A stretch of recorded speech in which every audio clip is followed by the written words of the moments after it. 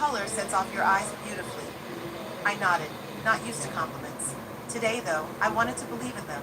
After all, I was preparing for the wedding of my only son. Lion would be marrying his Pauline in 2 weeks, and despite our complicated relationship, I wanted to look dignified. I'll take it, I said, heading back to the stall to change. While the counselor processed the purchase, I stared out the window at the busy Wilmington Street. How strange that in all my long life I'd never left this town. I opened my first laundromat here, buried my husband here, raised my son here, and now Lion's getting married, the last major event in my life worth staying in Wilmington for. After paying with my card, I walked out of the store with a bag in my hands. My old Toyota was waiting in the parking lot. As I got behind the wheel, I glanced at my watch. It was 2 o'clock in the afternoon. I had an appointment with the wedding agency at 3. The Pearl Weddings office was located in one of the new business centers on the outskirts of the city. A spacious room with white walls and lots of pictures of happy couples on them. A sweet girl named Carrie led me into the meeting room. "Hey, Mrs. Thorndike, we prepared all the paperwork you requested," she said as she laid out the folders on the table. "Are you sure you want to keep your participation confidential?" I nodded. It had been a prerequisite from the start. "Yes, Lion and Paulina can't know that I'm paying most of the expenses. They think the bride's parents are covering everything." Carrie looked puzzled. This probably didn't happen very often in her practice. Usually parents compete for bragging rights over their generosity, not hiding it. "It's just that my son and I complicated relationship," I explained, though I didn't have to explain. "He wouldn't accept money directly from me. He thinks it would undermine his authority in front of his fiancée." I didn't tell the whole story. About how, after my husband died 16 years ago, I'd raised a business and raised my son alone. How Lion had begun to feel ashamed of his background when he went to college. How over the years he grew more and more distant, thinking I was too simple, not educated enough for his new social circle.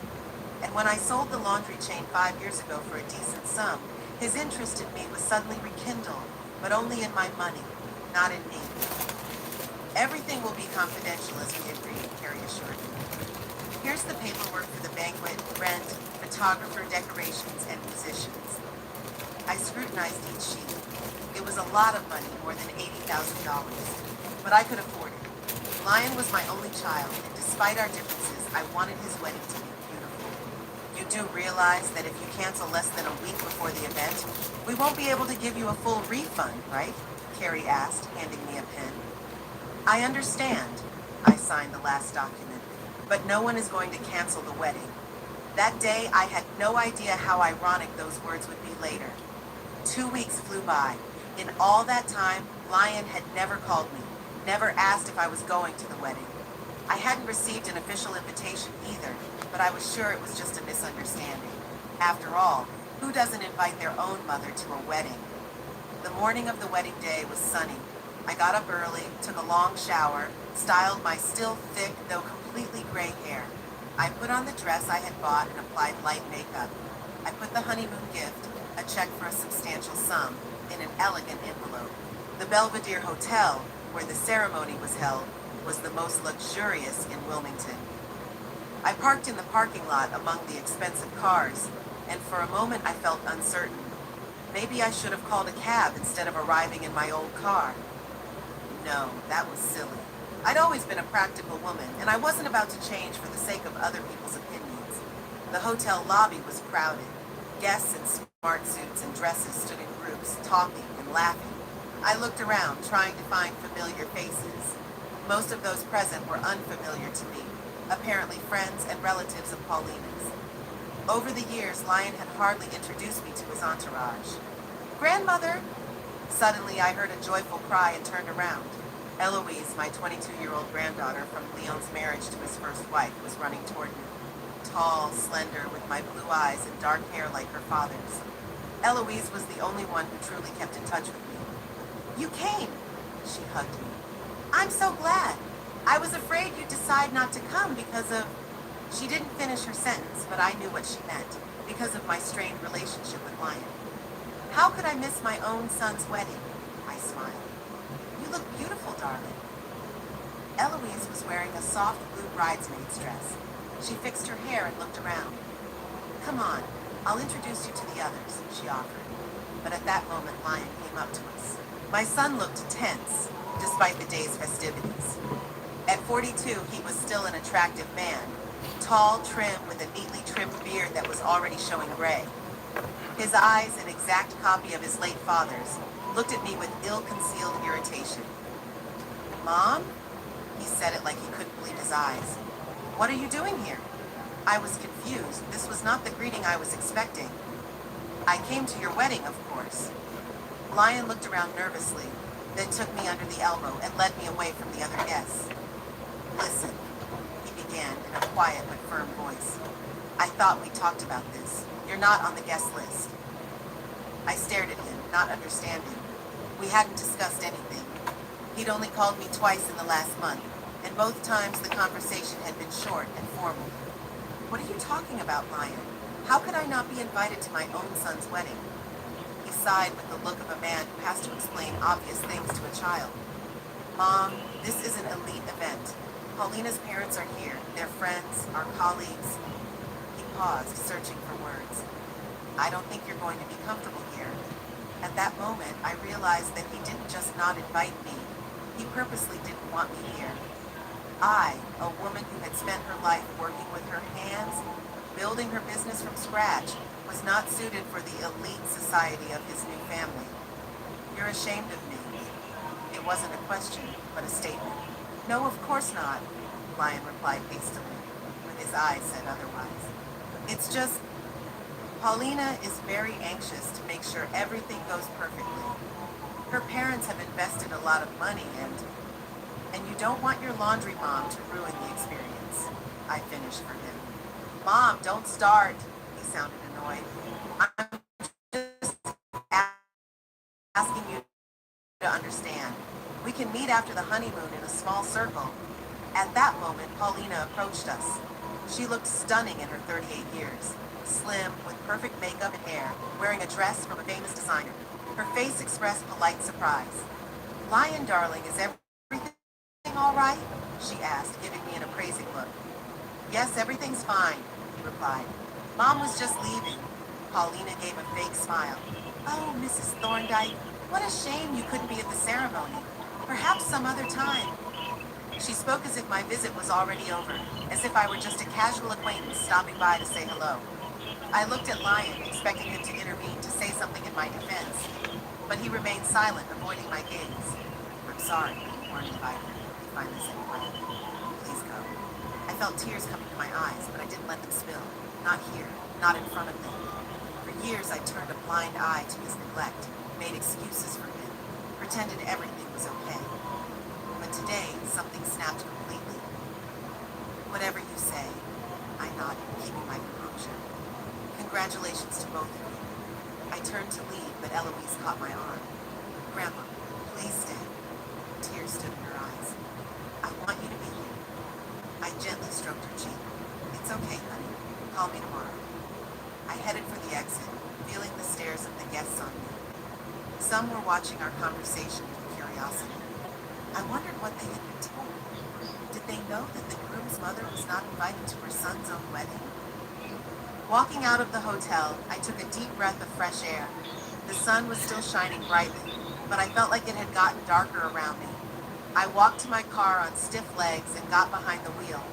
For a few minutes, I just sat there staring at myself, trying to comprehend what had happened. Then I opened my purse and pulled out my phone. The time on the screen was 4 hours and 20 minutes past noon. The ceremony was supposed to start in 40 minutes. The banquet was at 7 p.m., all paid for in advance. By me. I looked at the envelope with the gift that was still in my bag. Then I slowly started the car and drove out of the parking lot of the Belvedere Hotel, where my son was celebrating the beginning of a new life without his mother. The drive home seemed endless. I drove on autopilot, hardly noticing traffic lights and other drivers. Scraps of phrases rattled around in my head. "You weren't called. Mom's just leaving. Elite event." Each word hit like a slap in the face. 67 years of life, and this is how it ended. I was kicked out of my son's own wedding as an unwanted guest. My street met with its usual calm. Old maple trees along the road, neat middle-class houses. Nothing had changed here in decades. I parked outside my one-story house with a white picket fence, and for a few minutes I just sat in the car, unable to bring myself to get out. It was as if by staying inside, I could delay the moment when I would have to acknowledge the reality of what had happened. Finally, I got out of the car and headed for the porch. The keys trembled in my hand as I opened the door. Crossing the threshold, I kicked off my shoes and walked into the living room. The house where most of my life had been spent seemed foreign and empty today. I looked at the pictures on the mantelpiece. Lion as a child, a smiling boy with a knocked-out front tooth. Lion the teenager with the soccer ball. Lion the college graduate. In all the pictures, he was smiling at me. When did things change? At what point did I become a burden to him, a source of shame? I picked up a picture of my late husband Derek and I standing with little Lion on the beach. Derek was 38 at the time. I was 33. Lion was 8. We looked so happy, so ordinary. A simple middle-class family on vacation. "What would you say now, Derek?" I whispered, running my finger over my husband's face in the photograph. "What would you say to your son?" But Derek hadn't been around for 16 years. A sudden heart attack had taken him when Lion was 26. My son still loved me then, still came every weekend, still wasn't ashamed of his origins. I put the photograph back in its place and sank into the chair. Derek and I had started our little business, a laundromat on the corner of Maple and 4th together. He handled the equipment and negotiations. I handled the process organization and bookkeeping. When he was gone, it was all on me at once. But I managed. What's more, over the next 10 years, I expanded the business to a chain of 7 laundromats throughout Wilmington. In my kitchen table drawer, I still had the checks I'd written to Lion over the years, for the down payment on his apartment when he decided to live on his own, for his wedding to Veronica, Eloise's mother, the lawyer's fees when they divorced, Eloise's private school, to pay off his credit cards when he was temporarily in a financial hole. I was always there for him, mentally and financially. But with each passing year, Lion grew more and more distant. His new friends, his career at the insurance company, his desire for high society. All of these things gradually created a chasm between us. When I decided to sell the business 5 years ago, Lion suddenly took an unprecedented interest in my life. He came to visit, called, inquired about my health. I wasn't naive and realized that he was primarily concerned with the money from the sale, but I wanted to believe that behind this interest there was a real concern. The amount I received was indeed impressive. $2,300,000, more money than I had ever seen. I bought myself a new car, the same Toyota I drove to the wedding today, remodeled the house, and put the rest into safe investments on the advice of a financial advisor. Lion, upon learning of the amount, came up with a brilliant business plan. He wanted me to invest in some startup of his buddy. I said no. It was too risky. He took offense, called me old-fashioned, unable to see the future. I reminded him that my old-fashionedness had created a successful business. We had a fight. After that, his visits became less frequent, his calls shorter. When he announced his engagement to Paulina 8 months ago, I was overjoyed. I thought maybe this new phase in his life would help us mend our relationship. Naive old woman. The phone in my purse rang, snapping me out of my memories. The bank's number popped up on the screen. A weekly call from my personal manager, the usual procedure for customers with large deposits. "Mrs. Thorndyke, good afternoon," I heard Richard's cheerful voice. "I'm calling to see if everything is okay with your accounts and investments." I remained silent, staring at the clock on the wall. 5 hours and 15 minutes. The ceremony has already begun. Lion and Paulina are exchanging vows. And in an hour and a half, the banquet will begin. A lavish dinner for 120 people, with expensive wines, live music, and dancing until morning, all paid for by me. "Mrs. Thorndyke, are you on the phone?" Richard asked worriedly. "Yes, I'm sorry," I coughed. "I have a question, Richard. If I want to cancel the payments that are due in the next few hours, is that possible?" "Technically, yes, if they haven't been finalized yet." "What payments are we talking about?" I opened my email and found an email from a wedding agency detailing expenses. Several transactions totaling about $80,000. The Belvedere Hotel, Golden Leaf Catering Company, Javeson's Photography Studio, Rosemary Flower Salon. I read out the list, feeling the determination building inside me with each word. Richard was silent, clearly surprised by this turn of events. These are quite large sums, Mrs. Thorndyke. May I ask the reason? It's to pay for my son's wedding services, but there have been, unforeseen circumstances. I paused. I want to cancel all payments, immediately. I understand, Richard said carefully, but I must warn you that there may be penalties for canceling, and I'm prepared for any penalties, I interrupted him. Please do whatever you need to do. There was a pause. I could hear Richard typing something on the keyboard. Okay, I see the payments in the system. Most of them are scheduled for tomorrow, so we have time to stop them. But some may have already been partially authorized. I'll contact the back office right away. Thank you, Richard. One more thing. I've been thinking, if I cancel the payments, the money stays in my account. But what would I do with it? It was for Lion, for his happy new start in life, a life in which I had no place. I'd like to open a trust account in the name of my granddaughter, Eloise Thorndyke. I'd like to transfer these funds there. Of course, Mrs. Thorndyke. It can be arranged. We'll need some paperwork, but we can start the process today. We discussed the details, and Richard promised to call back as soon as the payments were stopped. As we wrapped up the conversation, I felt strangely relieved. For the first time in a long time, I had acted decisively, not allowing myself to go along with Lion, not turning a blind eye to his attitude toward me. The next call I made was to the wedding agency. Carrie answered after the third ringtone. Pearl Weddings, how can I help you? Hi, Carrie. This is Leslie Thorndyke. Oh, Mrs. Thorndyke! She sounded surprised. The wedding's already started. Everything's going according to plan. Is there something you wanted to clarify? I'm calling to inform you that I'm canceling all wedding-related payments. There was silence. Then Carrie laughed uncertainly, as if she'd heard a bad joke. I'm sorry, what? You're kidding, right? No, Carrie, I just contacted the bank. All transactions will be stopped. But that's impossible. Her voice shook. The ceremony is underway. The guests have gathered. The banquet starts in an hour or so. You can't just... I can, I said firmly. And I'm doing it. There's a force majeure clause in our contract. They're coming. Mrs. Thorndyke, please, let's talk about this. What happened? Maybe we can find a solution. There is a solution, Carrie. The payments have been canceled. But the vendors, the site, it's gonna be a scandal. There was panic in her voice. Not my problem. I could almost physically feel Carrie trying to collect her thoughts on the other end of the line. Okay, I have to inform the bride and groom.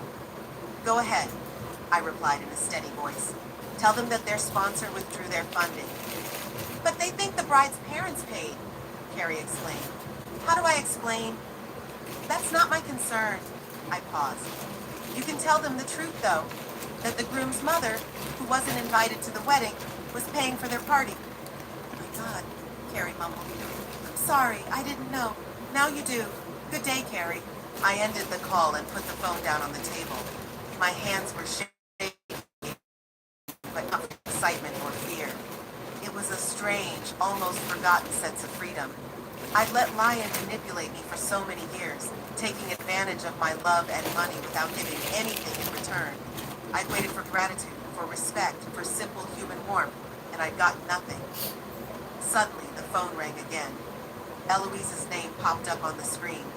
I took a deep breath and answered it. Grandma? My granddaughter's voice sounded worried. Where are you? Why did you leave? I closed my eyes.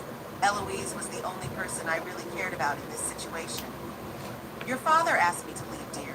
Said I wasn't invited. What? She exclaimed. That can't be. He couldn't have said that. Yes, Eloise. And he did. At the other end of the line, there was a muffled murmur of voices.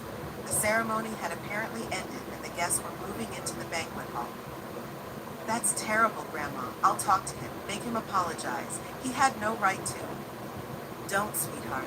I interrupted her gently. Don't spoil your party. Have fun, dance. Enjoy the moment. What party? There were tears in her voice. How can I have fun when I know you've been treated like this? It's not fair. There's a lot of unfair things in life, dear. It's not the first time, and it won't be the last. Grandmother, Eloise suddenly spoke more softly, almost in a whisper. Something strange is going on here. The hotel manager is arguing with Papa and Paulina about something. They seem very upset. I didn't answer. So Richard's already taken action, and the payments are blocked. Or Carrie has broken the news to the organizers. Either way, the repercussions of my decision have already begun to show. Grandma, are you here? Eloise asked worriedly. Yes, sweetie. Listen, whatever happens tonight, remember, I love you, and nothing is going to change that. You're scaring me, she laughed nervously. You sound like you're saying goodbye. No, of course not, I reassured her. I just want you to know that you can always count on me. Always. I know, Grandma, I love you too. There were voices on the phone calling for Eloise. I have to go, she said quickly. I think some problems with the banquet are starting. I'll call you back later, okay? Of course, darling. Go. I hung up the phone and leaned back in my chair. It's done. There's no turning back. Whatever happened next, I knew I'd done the right thing. For the first time in years, I stopped being an invisible ATM for my son and started respecting myself. The phone rang again. This time, Lion's name came up. I stared at the screen, watching the phone vibrate on the desk. One ring, a second, a third. Then silence. After a minute, a message came through. Mom, we need to talk urgently. Call me back. I put the phone screen down. I had no desire to talk to my son, at least not today. Let him realize what he'd done first. Let him feel at least some of the pain he'd caused me. I got up from the chair and went to the window. The sun was beginning to set, coloring the sky orange and pink. Strangely, for the first time in years, I felt truly alive. It was like I'd shed a heavy weight I'd been carrying around for decades. The phone rang again, and again, and again. Eloise nervously rubbed the bracelet on her wrist, watching what was happening. What had started out as her father's perfect wedding was turning into a disaster before her eyes. The banquet hall of the Belvedere Hotel was magnificent. Snow-white tablecloths, crystal chandeliers, exquisite floral arrangements on every table. But the party atmosphere had evaporated, giving way to tension and confusion. In a corner of the room, her father, Lyon Thorndyke, was arguing vehemently with the hotel manager, a short, overweight man in an austere suit. Paulina, his newlywed wife, stood nearby, her perfect makeup unable to hide the expression of panic on her face. There must be some misunderstanding, Eloise heard her father say. The payments were confirmed a week ago. The hotel manager shook his head. Mr. Thorndyke, I just received a notice from our finance department. The payment has been withdrawn. We can't provide services without payment. But that's absurd. Paulina's parents? Eloise frowned. Paulina's parents? Hadn't her father paid for the wedding? She had always assumed that Lyon had insisted on taking care of all the expenses. He often bragged about his financial independence and his success in the insurance business. Her musings were interrupted by Paulina's loud voice. Check again. There's some kind of mistake. The guests have already gathered. We can't cancel the banquet. Eloise looked around. Indeed, about 120 guests had already gathered in the hall. Many of them were sitting at tables, looking at each other in bewilderment. Others stood in groups, talking quietly and casting curious glances in the direction of the arguing. Paulina's parents, an elegant couple in their 60s, separated from their group and walked toward their daughter. What's going on? Paulina's father, Jeffrey Redgrave, a tall, gray-haired man with a commanding face, asked. Why isn't champagne being served? Paulina turned to him with an expression of despair. Dad, there's been some kind of misunderstanding about the payment. They say the payments have been withdrawn. Withdrawn? Jeffrey frowned. What payments? Eloise saw Lyon and Paulina exchange quick glances. At that moment, a woman entered the hall with a clipboard in hand, her name tag identifying her as a representative of a wedding agency. Mr. and Mrs. Thorndyke, she addressed the newlyweds. I need to speak to you urgently. They stepped aside, forming a small circle. Eloise, on a sudden impulse, stealthily moved closer to hear the conversation. All payments have been withdrawn by the main sponsor, the woman from the agency was saying. We've tried to contact the bank, but the decision is final. The main sponsor? Lyon interjected. What are you talking about? Who's the main sponsor? The woman looked confused. Your mother, Mr. Thorndyke, Leslie Thorndyke. She paid for most of the wedding expenses. Eloise barely held back a sigh of surprise. Grandmother? Grandmother was the one who had financed all this luxury. Lyon's face turned pale, then instantly reddened with anger. What kind of nonsense is this? My mother didn't pay for anything. It was all Paulina's parents. Geoffrey Redgrave, hearing his name, came closer. What are you talking about, Lyon? Margaret and I only paid for the pre-wedding dinner. You said you were taking care of the main expenses. Paulina was now pale. She looked at her husband with wide-open eyes. Lyon? What are they talking about? Eloise saw her father swallow, his caddy twitching. He frantically pulled out his cell phone and began dialing, stepping away from the group. Eloise was sure he was calling her grandmother. She took advantage of the moment of general confusion and slipped through the glass doors onto the hotel terrace. She needed to call her grandmother immediately. Taking out her cell phone, she dialed a familiar number. Grandma? She asked when Leslie answered. We're having a total nightmare here. What's going on? There was silence on the other end of the line. Then Grandma sighed softly. I guess they found out I canceled the payments. So it's true? Eloise lowered her voice, even though there was no one on the terrace. You paid for Papa's wedding, but why in secret? Your father wouldn't accept help from me directly, my dear. You know how complicated our relationship is. He wanted to throw a lavish wedding for Paulina, but he couldn't really afford it. Eloise leaned against the railing of the terrace. The evening air was warm, and somewhere in the distance the sun was setting, coloring the sky pink and gold. Such a beautiful evening for such a terrible event. But why did you cancel the payments? She asked, though deep down she already knew the answer. Because your father kicked me out of my own wedding, Leslie replied simply. Said I wasn't invited, that I didn't fit into their elite event. Eloise closed her eyes. She loved her father, but sometimes his snobbery and desire to appear better than he was crossed all boundaries. That's terrible, Grandmother. Forgive him, please. It's not about forgiveness, Eloise. It's about respect. I've supported your father for years, giving him money when he needed it, and all I asked for in return was a little attention and gratitude. But for him, I was never good enough, not educated enough, not refined enough. Eloise heard a noise behind her and turned around. Through the glass doors, she could see chaos unfolding in the banquet hall. Employees in flower company uniforms were taking arrangements off the tables and packing them into boxes. Waiters were removing glasses and cutlery. The guests looked at each other perplexedly. Some of them were already starting to pack up to leave. Grandmother, the place is falling apart, Eloise said, returning to the conversation. The flowers are being taken away. The catering is packing up the food. It's a nightmare. I'm sorry you have to witness this, dear. Leslie's voice sounded genuinely regretful. You don't deserve to be dragged into this situation. It's not about me. Eloise shook her head, though her grandmother couldn't see it. It's so humiliating for Papa and Paulina. All the guests see their perfect wedding falling apart. Sometimes lessons are hard, Leslie said quietly, but they are necessary. Again, a noise caught Eloise's attention. Through the glass, she saw her father, red with anger, arguing furiously with the catering manager. Paulina, beside him, looked like she was about to cry. Her carefully styled hair was beginning to disintegrate, her makeup smudged. Daddy's furious, Eloise reported. He's yelling at everyone, and Paulina looks like she's going to burst into tears. Your father has always been bad at dealing with difficulties, Leslie sighed. When things don't go according to his plan, he loses his temper. At that moment, Eloise noticed Lyon pulling out his phone again and poking furiously at the screen. A second later, Leslie's phone rang.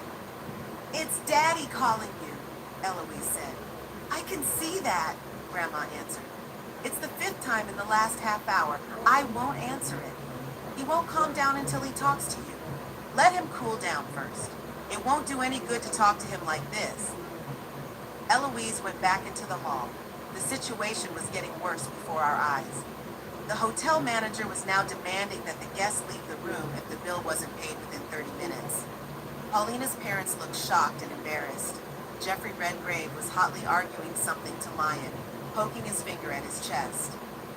Grandma, Paulina's parents are fighting with Daddy now, Eloise said into the phone. Apparently, he told them he was paying for everything himself, and they didn't even know you were co-financing. Your father never missed an opportunity to look more successful than he really was. Leslie's voice was bitter. He always wanted to impress the right people. Eloise moved closer to the argument, trying to remain inconspicuous. You swore you'd take care of all the expenses, Jeffrey said angrily. You said your business was booming, and now it turns out that all this time your mother was secretly paying for your wedding? A mother you didn't even invite? That's not true, Lion defended himself. I had no idea she had interfered. This is some kind of misunderstanding. A misunderstanding? Jeffrey snorted contemptuously. The only misunderstanding here is that my daughter married a man like you. Paulina, who was standing nearby, burst into tears finally. Papa, please don't, she sobbed. Not here, not in front of everyone. But it was too late. The guests did not hide their interest in the unfolding drama. Someone even filmed what was happening on his cell phone. Eloise imagined with horror that the videos would spread on social networks. Grandma, it's terrible, she whispered into the phone. Everything's falling apart. Jeffrey called Daddy a liar in front of all the guests. I'm sorry about that, Leslie replied, and Eloise could hear the genuine regret in her voice. But your father made his choice when he decided that his mother wasn't good enough for his new life. At that moment, the hotel manager clapped his hands, drawing everyone's attention. Ladies and gentlemen, he announced loudly. Due to unforeseen circumstances, the event is canceled. Please leave the room within 15 minutes. A murmur of voices rang through the room. Guests began to gather, many approaching the newlyweds, expressing bewilderment and sympathy. Eloise saw Paulina, covering her face with her hands, run out of the hall, accompanied by her mother. Lion stood in the midst of all this chaos, confused and humiliated. They've canceled the banquet, Eloise informed her grandmother. They're asking everyone to leave. I understand, Leslie replied quietly. You go too, dear. You shouldn't stay there. What about Daddy? I can't just leave him in this situation. You're a good daughter, Eloise. More kind than he deserves. But sometimes people have to deal with the consequences of their actions on their own. Eloise hesitated. She was torn by conflicting feelings. On the one hand, she understood her grandmother. The way Lion had treated her today was unforgivable. On the other hand, he was her father after all, and seeing him so broken was painful. At that moment, Lion noticed her and headed in her direction. His face was contorted with anger. Are you talking to her? He asked, pointing at the phone in her hand. Let me talk to her. Eloise instinctively took a step back. Dad, now is not the time. Give me the phone, he almost shouted, holding out his hand. Grandma, Daddy wants to talk to you, Eloise said quickly into the receiver. He is very angry. I hear you, Leslie replied. Don't give him the phone if you don't want to, but if he insists, I'm ready to talk to him. Lion snatched the phone out of his daughter's hands before she could make up her mind. Mom, he shouted into the receiver. What the hell have you done? Do you realize you've ruined my wedding? Eloise couldn't hear what her grandmother was answering, but she saw her father's face change from fury to shock, then back to anger. How could you? His voice shook. How could you humiliate me like that in front of everyone? In front of Paulina's parents, in front of our friends? A pause. Then, this is completely different. Yes, I left you off the guest list, but that's no reason to sabotage me like that. You did it out of revenge. Admit it. Another pause, longer than the previous one. Lion's face grew progressively paler. No, you don't understand. I can't just pay you now. I don't have that kind of money in cash. And the bank isn't open tonight. Eloise saw her father listening, his shoulders gradually slumping as if air was being let out of him. Please, Mom. There was a plea in his voice now. Give the payments back. We can discuss our differences later. Right now, my reputation, my marriage, everything is at stake. He listened for a while longer, then his face contorted with rage. He shouted something harsh and threw the phone at Eloise. She barely caught it in time. Grandma? she asked cautiously, bringing the phone to her ear. Are you there? Yes, dear. Leslie's voice was tired but calm. I'm afraid I couldn't help your father. He's furious. Eloise watched Lion gesticulate furiously as he spoke to the hotel manager. I've never seen him like this. He's always had a temper, Leslie sighed. Even as a kid. Whenever something didn't go according to his plan, he'd throw tantrums. Lion took out his cell phone again and started calling someone. Judging by his gestures and facial expression, the conversation was tense. I think he's trying to find money, Eloise said. He's calling people he knows, I guess. That won't help, Leslie replied. It would take a lot of money to cover all the expenses. Your father doesn't have any friends who are wealthy enough to lend him $80,000 without preparation. Eloise ahead. $80,000? That's what the wedding cost? Your father and Paulina wanted to impress the bride's parents and their high-ranking friends. That kind of impression costs a lot. The hall is almost empty. Most of the guests had already left. The hotel staff was putting away the last of the decorations and dishes. Paulina returned to the hall accompanied by her parents. Her eyes were red from crying, her makeup completely ruined. She furiously reprimanded Lion, who looked completely lost. It looks like their marriage won't last, Eloise said sadly. Paulina is furious. Her parents are too. If their relationship doesn't survive the first test, then it wasn't as strong as it seemed, Leslie said philosophically. The hotel manager approached Lion and said something to him, pointing to his watch. Lion nodded, his shoulders slumping finally. We need to leave, Eloise said. The manager is no longer asking, but demanding. Where are you staying? Leslie asked. Do you have a place to stay? Yes, I have a room in the same hotel. There's supposed to be a family brunch tomorrow. Oh, good. Okay, stay there. Don't go back to your dad's tonight. He needs time to cool down. Eloise nodded, though Grandma couldn't see it. All right, Grandmother. I'll do that. And Eloise. Yes? I love you, darling. Whatever happened between me and your father has no effect on my feelings for you. Eloise felt a lump in her throat. I love you too, Grandma. I understand why you did what you did. I really do. They said goodbye, and Eloise put her phone in her purse. The auditorium was almost empty. Lion was standing by the exit, frantically typing something on his phone. Paulina and her parents had already left. The wedding, which was supposed to be the beginning of a happy new life, was over before it could begin. Eloise walked over to her father. Papa, she said softly, let's get out of here. He raised his eyes to her, and she was struck by the despair in his gaze. She ruined everything, he said hoarsely. Out of revenge. Pure revenge. Eloise shook her head. No, Papa. You ruined everything yourself when you kicked your own mother out of the wedding.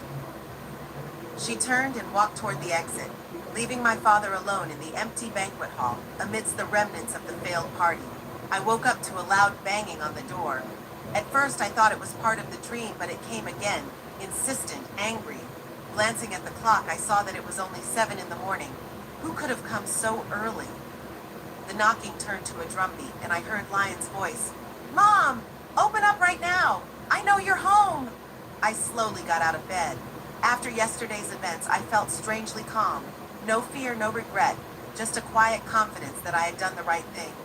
Putting on my robe, I headed for the front door. Lion kept pounding the door so hard that it looked like it was about to fly off its hinges. The neighbors must be awake from the noise by now. Well, let them hear what kind of son I have. I opened the door and looked at Lion in silence. He looked awful. A wrinkled suit, mussed hair, red eyes, like he'd been up all night. He probably had.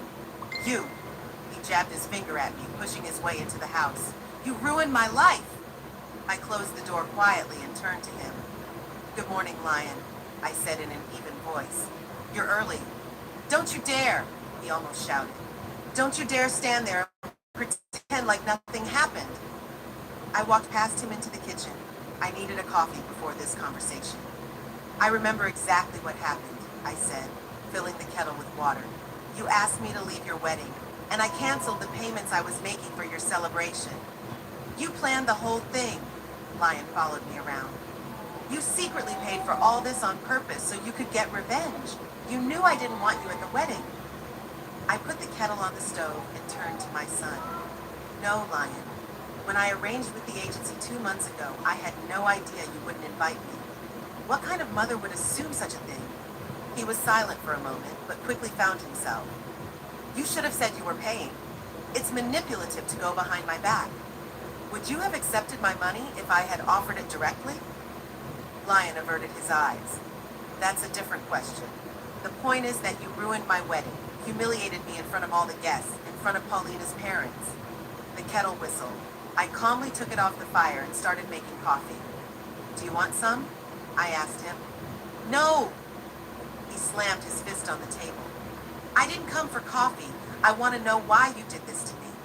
I sat down at the table with a cup in my hands and looked at my son carefully. Why did I do that? Why did you kick me out of your own wedding?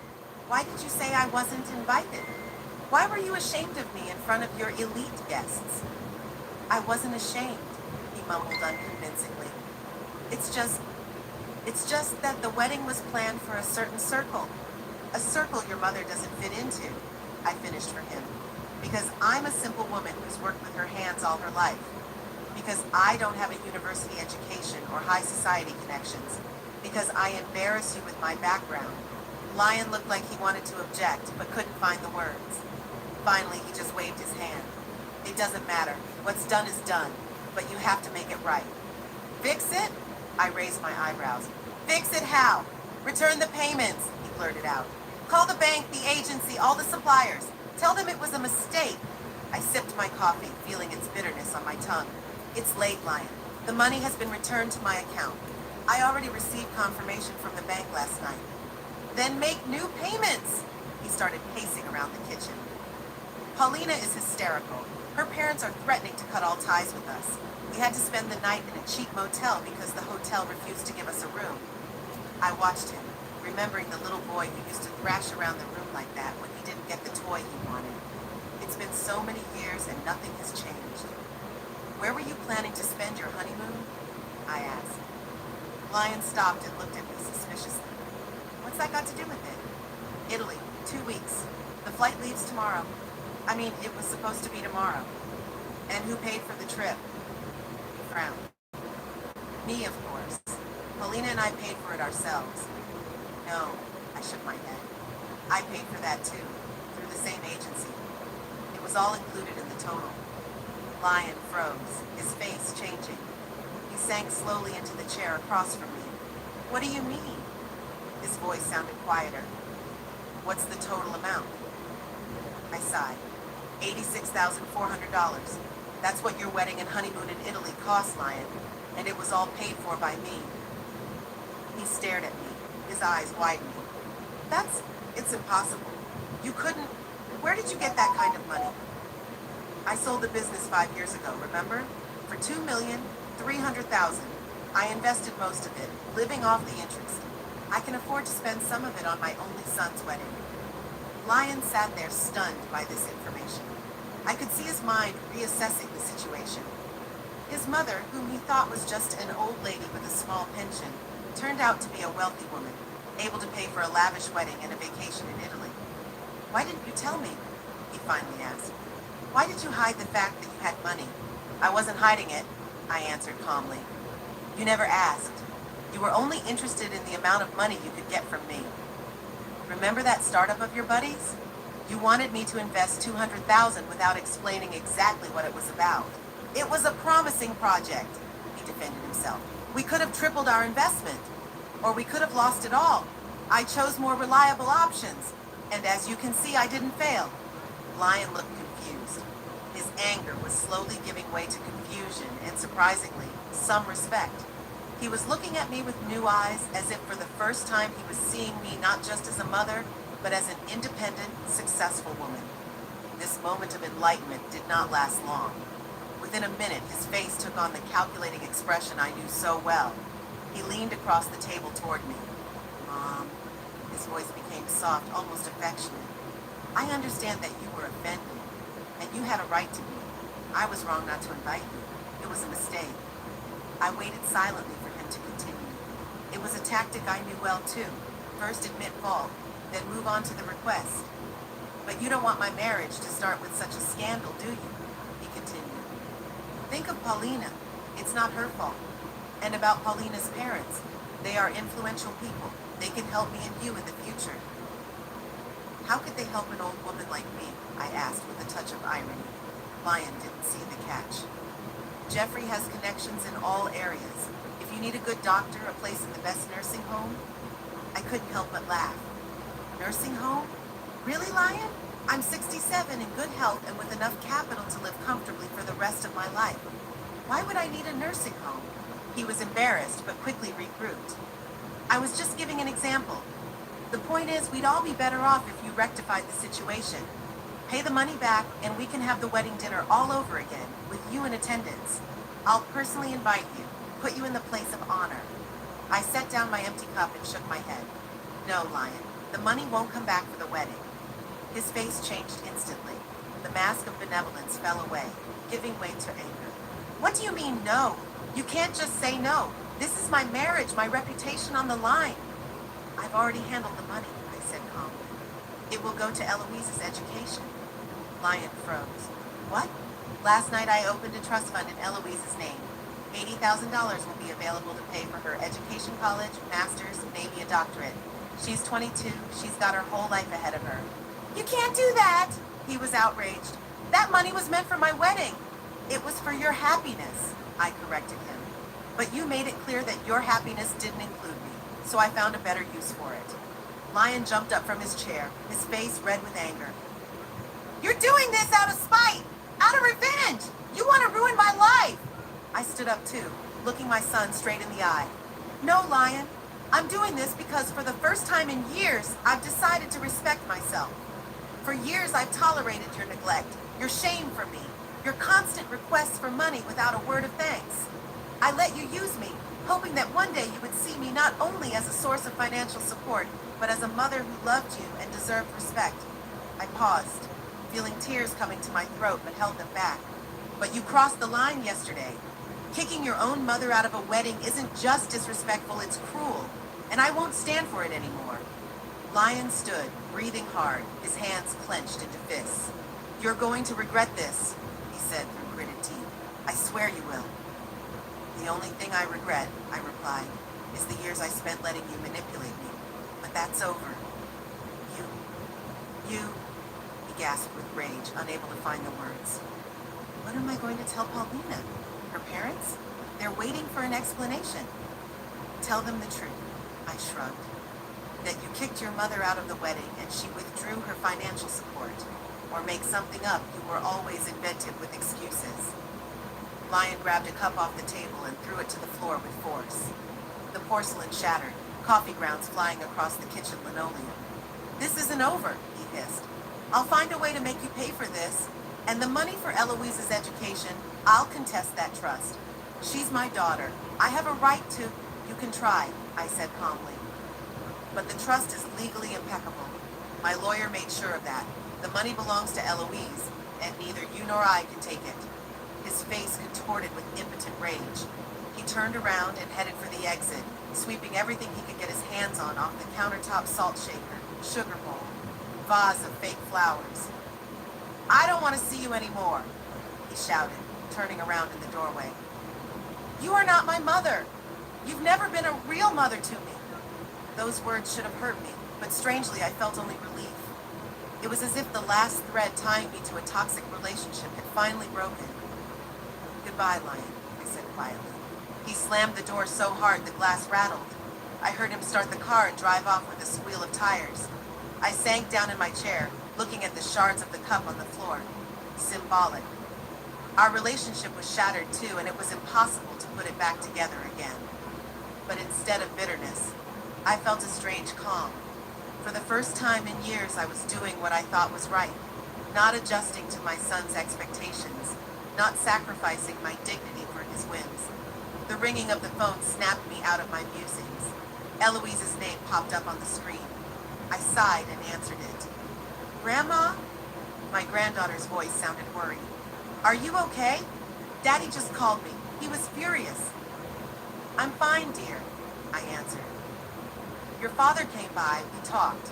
He's upset, but he'll get over it. He said that you gave the money from the wedding to me for your education? Is that true? I smiled. Yes, it's true. I've set up a trust fund in your name. The money will be available to pay for tuition, college, graduate school, whatever you want. But Grandma, Eloise sounded shocked. That's a huge amount of money. I can't. You can, I interrupted her gently. And it's the best investment I could make. You're a smart, talented girl. Use that money to get an education, to build a career, to become independent. I don't know what to say. I could hear tears in her voice. Thank you. But I'm afraid that Daddy will stop talking to you altogether now. It's his choice, I sighed. I'll always be ready to reconcile if he truly wants me to. But I won't take any more disrespect and neglect. I understand, Eloise said quietly. I'm on your side, grandmother. What he did at the wedding was awful. We talked some more. Eloise revealed that Paulina and her parents had left early that morning, leaving Lion alone at the motel. It seems that not only did the wedding not take place, but the marriage itself was in jeopardy. After talking to my granddaughter, I set about cleaning up the cup shards and the mess Lion had made. As I swept the floor, I pondered the future. Perhaps it was time for a change. Wilmington held too many painful memories. Maybe it was worth moving somewhere else, starting a new chapter of life. After I finished cleaning, I sat down at my computer and opened up a real estate listing website, just to look, to explore the options. Nothing specific, just thoughts on possibilities. The phone rang again. This time it was Richard from the bank. Mrs. Thorndyke, I'm calling to let you know that the trust fund in Eloise Thorndyke's name has been successfully executed. All the paperwork's in. The money's been transferred. You'll need to stop by the branch to sign some papers. Thank you, Richard. I'll stop by this afternoon. And, he continued, your son called the bank, trying to find out the details of the trust, saying it was some kind of mistake. I sighed. There's no mistake, Richard. The trust was set up on my initiative and is entirely in accordance with my wishes. That's what I told him, Mrs. Thorndyke, but he was persistent. He threatened legal action. Let him threaten, I replied calmly. He has no grounds to challenge my disposition of my own funds. We finished talking, and I went back to looking at real estate listings. Now I was looking not only at houses in other cities, but also at cruise tours. All my life I dreamed of seeing the world, but I put that dream off. First for my family, then for my business, then for Lion and his needs. It was time to start living for myself. And for the first time in years, the thought didn't make me feel guilty. Sunlight poured in on the terrace of my new house in Savannah, Georgia. I sat in a wicker chair, sipping iced lemonade and watching the magnolias sway in the breeze. It had been 4 months since the day my life had been turned upside down, the day of Lion's failed wedding. Those months had flown by in hassles and decisions that should have been made long ago. The sale of the house in Wilmington was surprisingly quick. It went in 3 days at an above-market price. It was as if fate itself was pushing me to make a change. The search for a new home took a little longer, but when I saw this small but cozy one-story house with a terrace and a garden in a quiet neighborhood in Savannah, I immediately knew this is what I needed. Moving at 67 would seem crazy to many people. My neighbors in Wilmington shook their heads and said that in my old age it was better to stay where everything was familiar. But I felt that it was now, with most of my life behind me, that I needed a change. I needed new air, new faces, new opportunities. I spent my first weeks in Savannah organizing my home. I bought furniture, curtains, dishes, everything new. Nothing from my old life. It was like starting from scratch. Then I began to explore the city, its parks, museums, restaurants, stores. I signed up for watercolor classes at the local community center. As a young girl, I loved to paint, but gave it up when I started to develop my business. Now, decades later, the brush was back in my hand, like an old friend to catch up with. My phone vibrated. There was a text from Eloise. She'd sent a picture of her student project, some kind of elaborate architectural model. The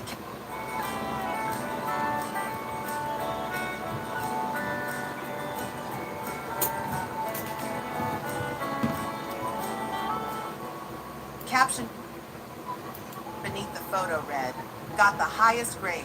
Thanks for the opportunity to attend graduate school, Grandma. I smiled. After the wedding story, Eloise had transferred to a master's program in architecture, fulfilling a long-time dream she had previously considered unfulfilled due to the high cost of tuition.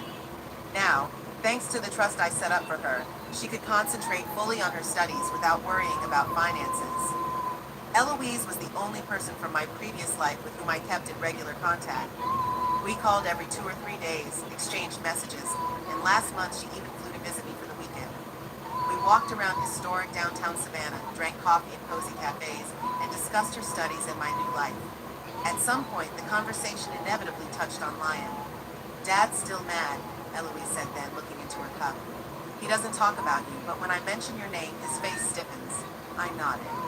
That was to be expected. Lion had never been good at forgiveness. Even as a child, he could sulk for weeks over the slightest offense. "What about his relationship with Paulina?" I asked. "Did they get married after all?" Eloise wrinkled her nose. "Yes, if you could call it a wedding. It was pathetic." She told me what happened after the first ceremony failed. Paulina was furious. Her parents demanded that the engagement be broken off. But Lion somehow convinced them to give him another chance. Promised to organize a new wedding. Modest, but worthy. The ceremony took place 3 weeks after the first attempt. Instead of a luxurious Hotel Belvedere, a small restaurant on the outskirts of Wilmington. Instead of 100 guests, just 30 of their closest friends and family. Instead of live music and dancing until morning, a DJ with a laptop for 2 hours. Instead of Italy as a honeymoon, a weekend at the nearest resort. It was so embarrassing, Eloise recalled. All the guests knew about the fiasco of the first wedding. Everyone was whispering. Paulina's parents were sitting with such faces as if they were attending a funeral, not a wedding. Paulina herself was smiling forcefully, and Dad looked like he wanted to fall through the ground. I could imagine the picture. Lion, who had spent his life trying to impress others, must have felt humiliated. "You know what's ironic?" Eloise continued. "In his speech, Dad thanked Paulina's parents for their financial support. Lied right in front of everyone as if they had paid for the first wedding, not you." I shook my head. Typical Lion. He'd rather lie than admit a truth that made him look bad. "And Paulina? How does she feel about your father now?" "I don't know," Eloise shrugged. "They stay together, but something has changed between them. Paulina is always pointing out his faults to Daddy as if he owes her something. And he's gotten kind of shy, lost his usual self-confidence." She sounded sympathetic, and I knew it. For all his faults, Lion was still her father. Eloise loved him, even though she saw his weaknesses. "Did he ask about you?" I asked. "No," Eloise shook her head. "But he knows we communicate. Sometimes when I'm on the phone with you and he's nearby, I notice him listening. I think deep down he misses you, Grandma. It's just that his pride won't let him admit it. I didn't comment on that assumption. There were enough illusions in our family, and I didn't want to create new ones. If Lion really missed me, he knew how to contact me. My phone number hadn't changed." Memories of that conversation with Eloise slowly melted away, and I returned to the present moment, to my terrace in Savannah, where the sun was already beginning to sink. I finished my lemonade and returned to the house. There were papers on the table that demanded my attention. The cruise company brochures, the booking confirmation, the list of things I needed. In 3 days, I was going on a Caribbean cruise, a 2-week trip on a luxury liner with stops on several islands. A dream I had cherished for decades was finally becoming a reality. When I was young, Derek and I had often talked about such a trip. Someday, when the business is stable, when Lion grows up. But Derek died without ever seeing Caribbean beaches, and I kept putting off this dream. First because of work, then because of obligations to my son. Now, I was finally doing it for me. The trip was expensive, but I could afford it. After selling my house in Wilmington and buying a new home in Savannah, I had a substantial amount left over. In addition, my investments continued to generate a steady income. I could afford small luxuries without worrying about the future. Of course, there were moments of doubt. A voice in my head, suspiciously similar to Lion's, asked, "What if you get sick? Who will take care of you in a foreign city? Wouldn't it be better to save your money for a rainy day?" But I've learned to silence that voice. Life is too short to put happiness on hold all the time. My new financial advisor, a young woman named Tamara, fully supported me in this. Mrs. Thorndyke, she said at our first meeting, with your capital and a sensible approach to spending, you can afford to live life to the fullest and still maintain a financial safety cushion. You've worked hard to build that wealth. Now it's time to enjoy the fruits of your labor. I laid out on the table the items I planned to take with me on the cruise. A swimsuit, the first time I bought a new one in years. Sunglasses, a wide-brimmed hat, a camera. Next to it was a book of Spanish. I'd started learning it 2 weeks ago so I could communicate at least a little with the locals on the islands. The phone vibrated again. This time it was Marta, my new friend from the watercolor group. We'd arranged to have dinner together before I left. Leslie, are you ready? I'll be at your place in 20 minutes. Yes, Martha, I'm ready. I'm waiting for you. I went to change. I took out of my closet a light floral dress, another recent purchase. I wouldn't have dared wear something so bright and youthful in Wilmington. I'd be afraid of the neighbors' leering stares, of Lyon's ironic comments. But here in Savannah, I was free of those fears. No one knew me as Lyon's mother or the Thorndyke widow who keeps the laundries. I was simply Leslie, a new resident in town taking painting lessons and learning Spanish. Martha arrived exactly at the appointed time. An energetic 60-year-old woman with a short haircut and an infectious laugh, she was the complete opposite of my former friends from Wilmington. Divorced, without children, she had traveled halfway around the world and worked as a freelance photographer. "Oh, what a lovely dress," she exclaimed when I opened the door. "It looks great on you. You'll make a splash in the Caribbean." We went to a small seafood restaurant near my house.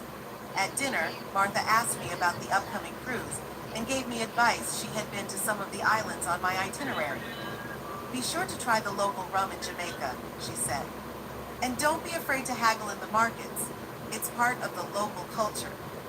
I listened to her with a smile, making mental notes. It was one of those moments when I felt the contrast between my past and present life particularly keenly. Before, such a conversation would have seemed fantastic to me. Me, Leslie Thorndyke, haggling in a Jamaican market. Unthinkable. Now it was a very real possibility. "What about your son?" Martha suddenly asked. "Is he still out of touch?" I sighed. Martha knew the history of my conflict with Leon, not all the details, but the general outline. "No, he hasn't, and I don't expect that to change." "His loss," Martha shrugged. "You know, my mother always said, children are raised for the world, not for themselves. Your son is living his life, and you have every right to live yours." I nodded, feeling grateful for those words. It was the kind of support I'd missed before, practical, unsentimental, recognizing reality for what it was. After dinner, Martha and I took a walk through evening Savannah. The city was beautiful at dusk. Old houses with balconies, squares with fountains, trees covered with Spanish moss. We reached the Savannah riverfront where the tourist ships were docked. "In 3 days, I'll be on a much bigger ship," I said, looking at the riverboats. "And that will be just the beginning," Martha said with a wink. "After the Caribbean, there's the Mediterranean, Alaska, Scandinavia. Don't get ahead of yourself," I laughed. "Let me handle this cruise first." We said goodbye outside my house. Martha hugged me and promised to drop me at the airport on the day of departure.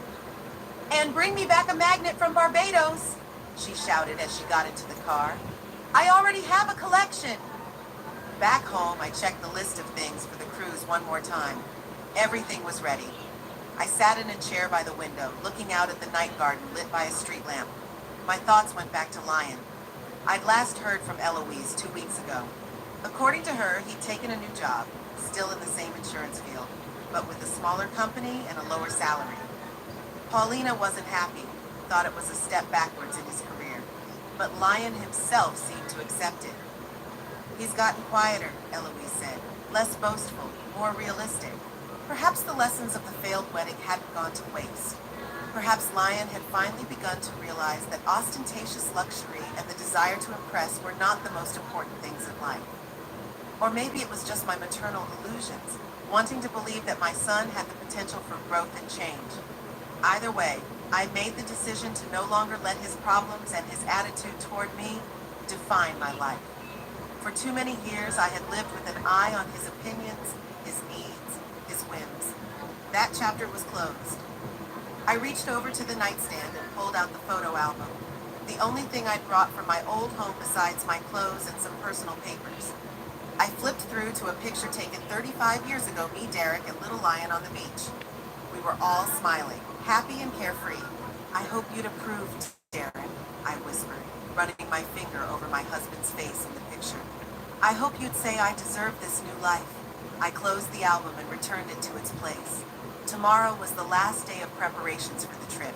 I had to pick up the currency from the bank, check all the documents once again, and finish packing my suitcases.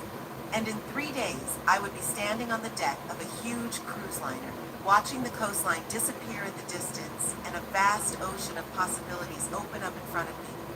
This is how I imagined my new life, without the weight of past offenses, without the weight of unjustified expectations, without the need to constantly prove my worth.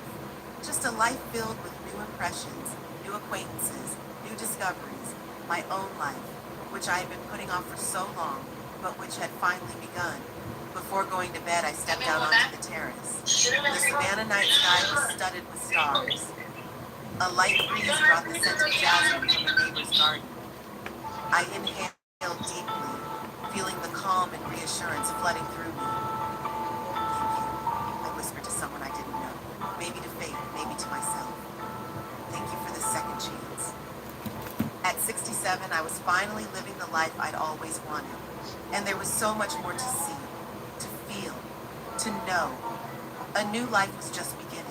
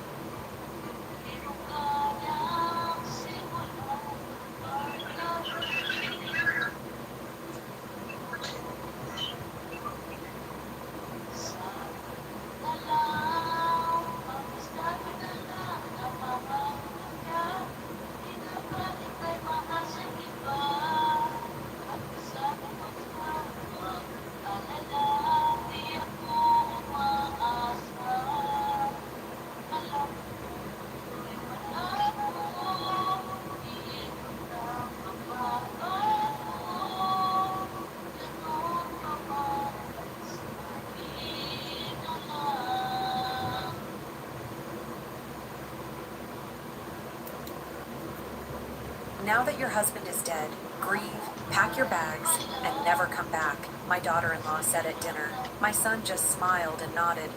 The house was never really yours anyway. I moved out without a word. The next day, I went to the bank and I'm glad to have you here. Follow my story until the end and comment the city you're watching from, so I can see how far my story has reached. The dining room felt different without Noel's presence. The mahogany table that had hosted countless family dinners now seemed too large, too empty, despite the three of us sitting around it. I kept glancing at his empty chair, expecting to see him there with his gentle smile and calming presence. It had been exactly 1 week since we buried my husband of 32 years. 1 week since I'd stood at his graveside, feeling like half of my soul had been ripped away.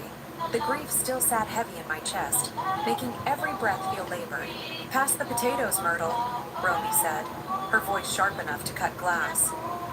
My daughter-in-law had never used a warm tone with me, but tonight there was something different, something colder. I reached for the serving bowl, my hand still trembling slightly. The funeral had drained me more than I'd expected. At 71, I thought I'd prepared myself for this day, but nothing could have prepared me for the hollow ache that followed me everywhere now. Wade, my 43-year-old son, sat between us like a referee who'd already chosen sides. He'd barely looked at me all evening, his attention focused entirely on his wife of 15 years. The son who used to crawl into my lap when he had nightmares now couldn't even meet my eyes. The service was beautiful, wasn't it? I offered, trying to fill the uncomfortable silence. Your father would have loved seeing so many people there. Romy set down her fork with deliberate precision. Yes. Well, that's actually what we need to discuss with you, Myrtle. Something in her tone made my stomach clench. I looked between her and Wade, searching for any sign of the warmth that should exist between family members who just shared a loss. Instead, I found cold calculation in Romy's eyes and uncomfortable avoidance in my son's. What do you mean? I asked, though part of me already dreaded the answer. Romy straightened in her chair, assuming the posture she used when delivering ultimatums.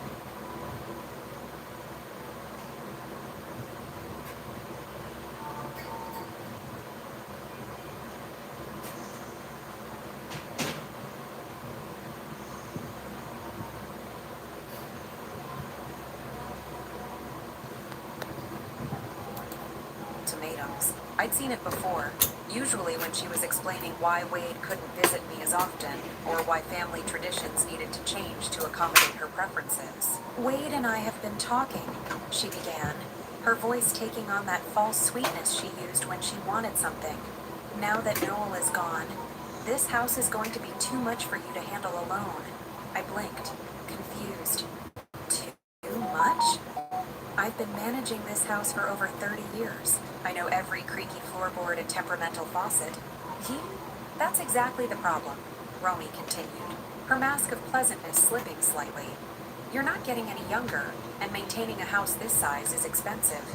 Wade and I think it would be best if you moved somewhere more suitable. The words hit me like a physical blow. Moved. This is my home. Noel and I built our life here. Wade grew up here.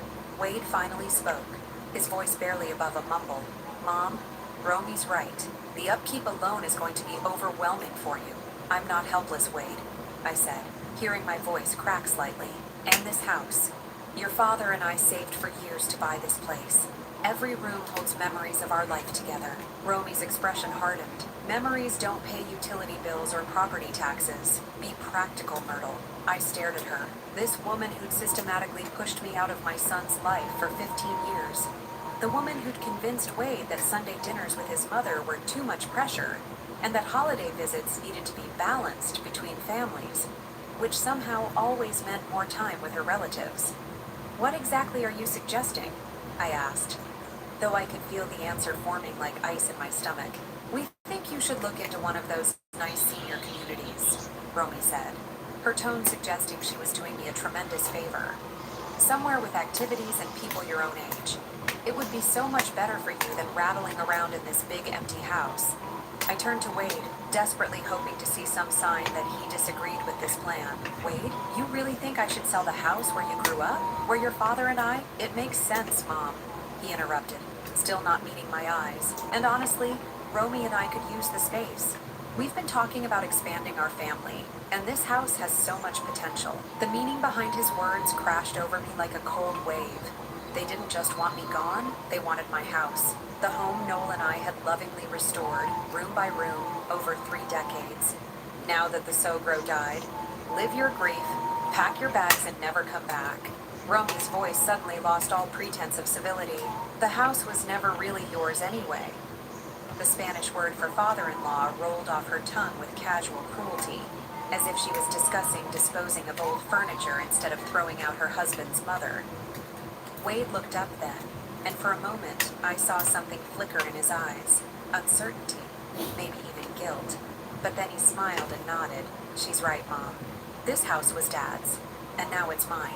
You were just living here. I felt my world tilt on its axis, just living here, as if 32 years of marriage, of building a life and raising a family, amounted to nothing more than extended house sitting. I see, I said quietly, my voice steadier than I felt. Inside, something was breaking apart, not just my heart, but my understanding of who my son was, who my family was. I stood up slowly, my legs unsteady.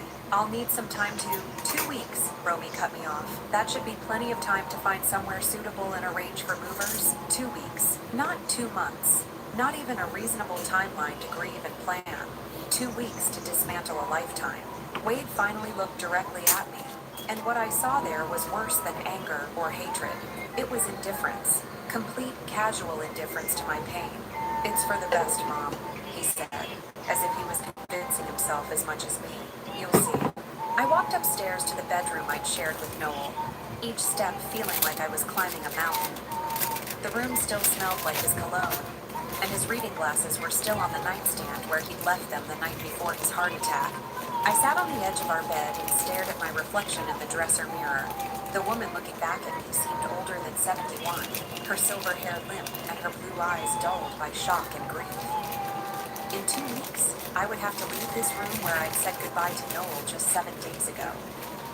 I would have to pack up 32 years of marriage into boxes and surrender it all to a son who just told me I'd never really belonged here anyway.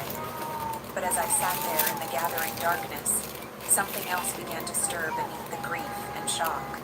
A small, hard kernel of determination. Noel had always been the one who handled our finances.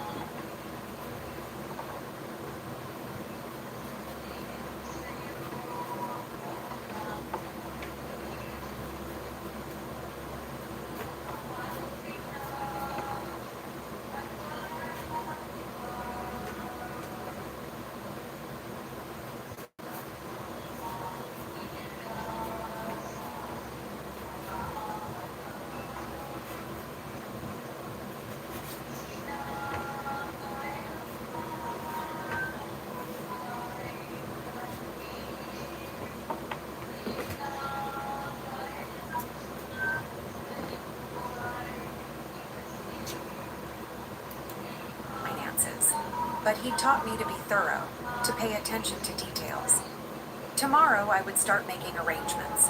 I would call the bank and begin the process of figuring out exactly what I was entitled to. Because if Wade and Romy thought they could just erase me from this family without consequence, they might be in for a surprise. Pain. It's for the best, Mom, he said, as if he was convincing himself as much as me. You'll see. I walked upstairs to the bedroom I'd shared with Noel, each step feeling like I was climbing a mountain.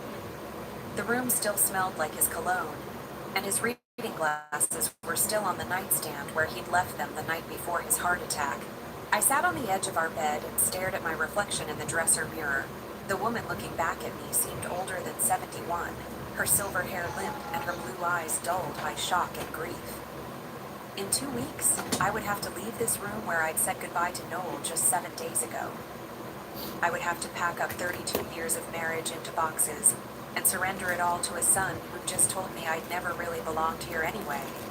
But as I sat there in the gathering darkness, something else began to stir beneath the grief and shock. A small, hard kernel of determination. Noel had always been the one who handled our finances, but he taught me to be thorough, to pay attention to details.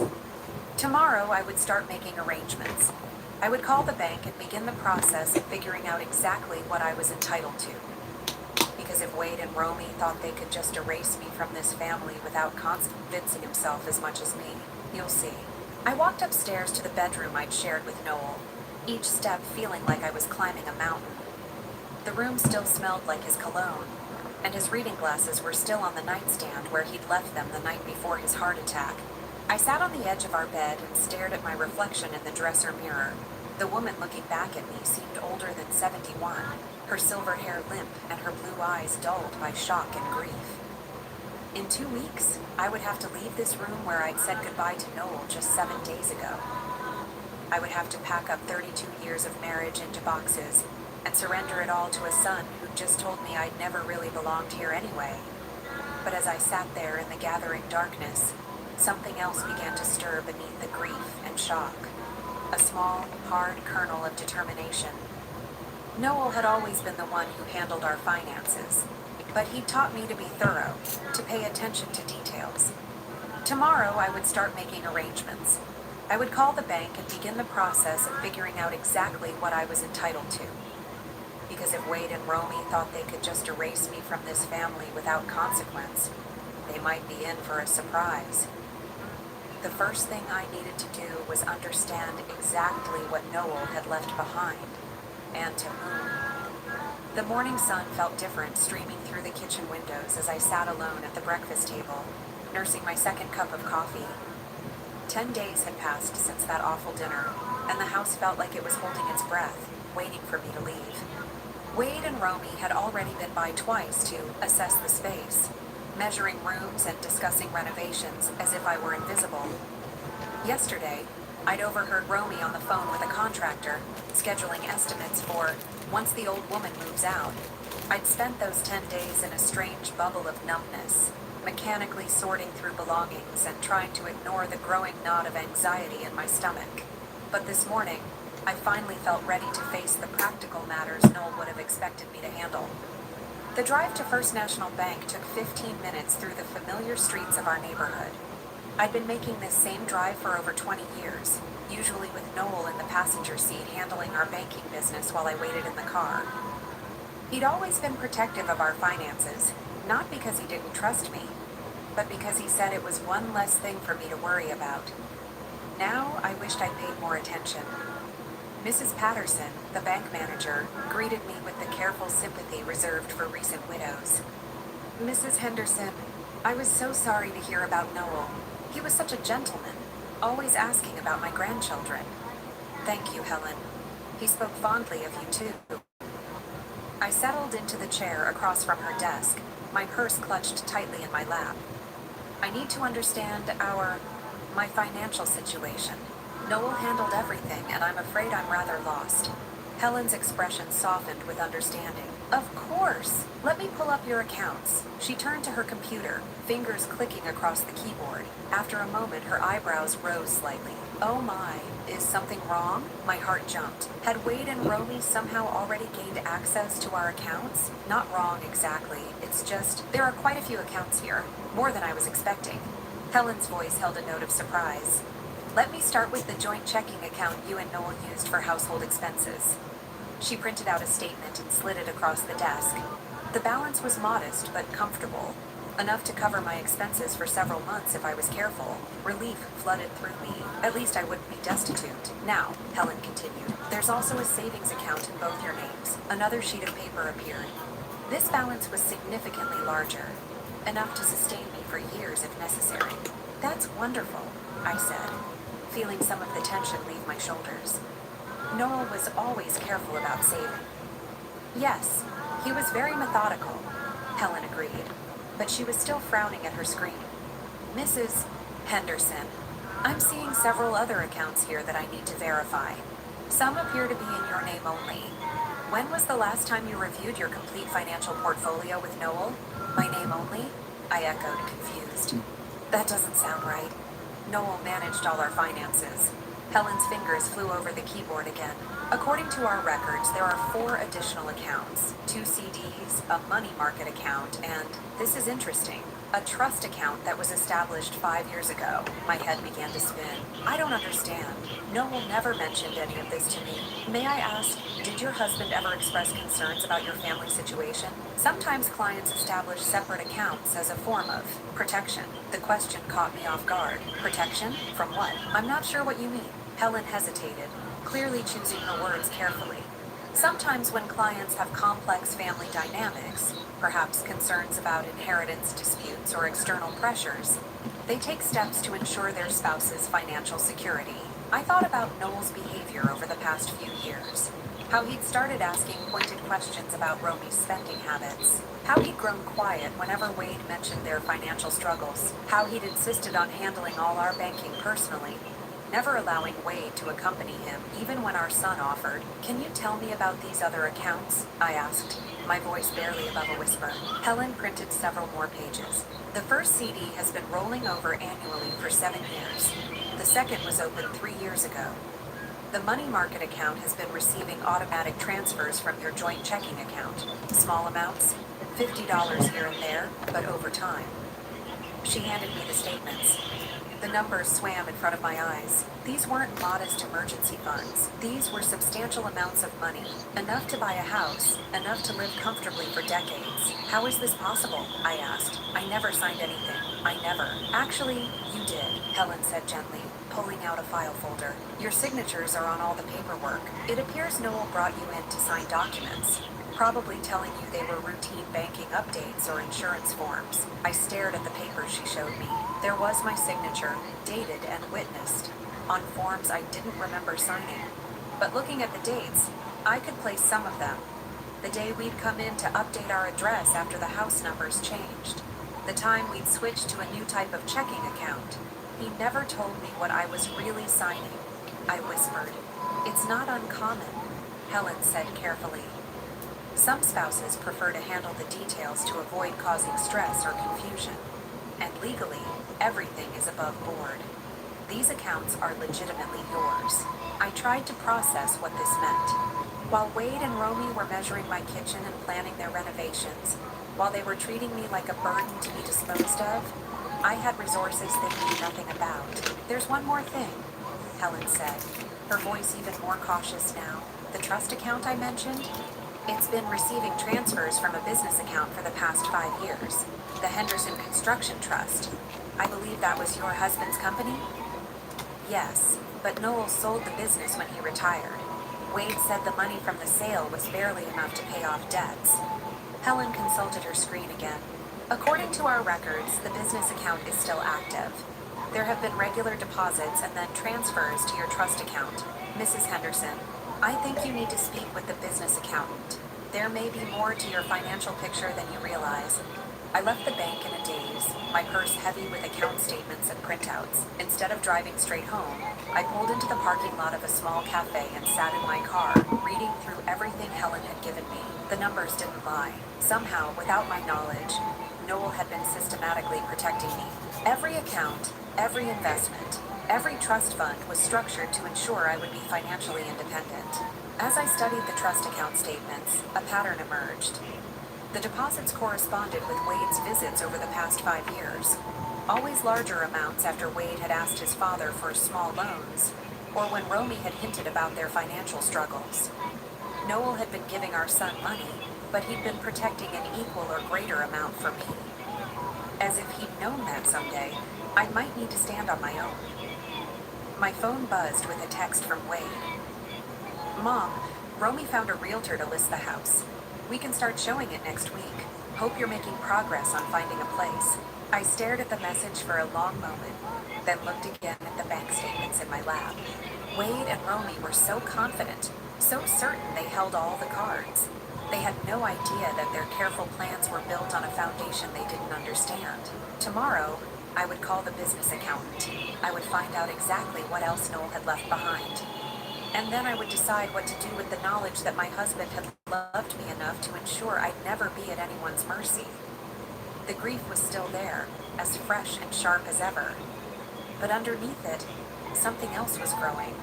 A quiet strength I hadn't felt in years. The accounting office of Morrison & Associates sat in a modest strip mall between a dry cleaner and a tax preparation service. I'd never been here before. Noel had always handled the business meetings himself, claiming it was boring paperwork that would only give me a headache. Now I understood he'd been protecting me from more than just tedium. Margaret Morrison looked to be about my age, with steel gray hair pulled back in a practical bun and kind eyes behind wire-rimmed glasses.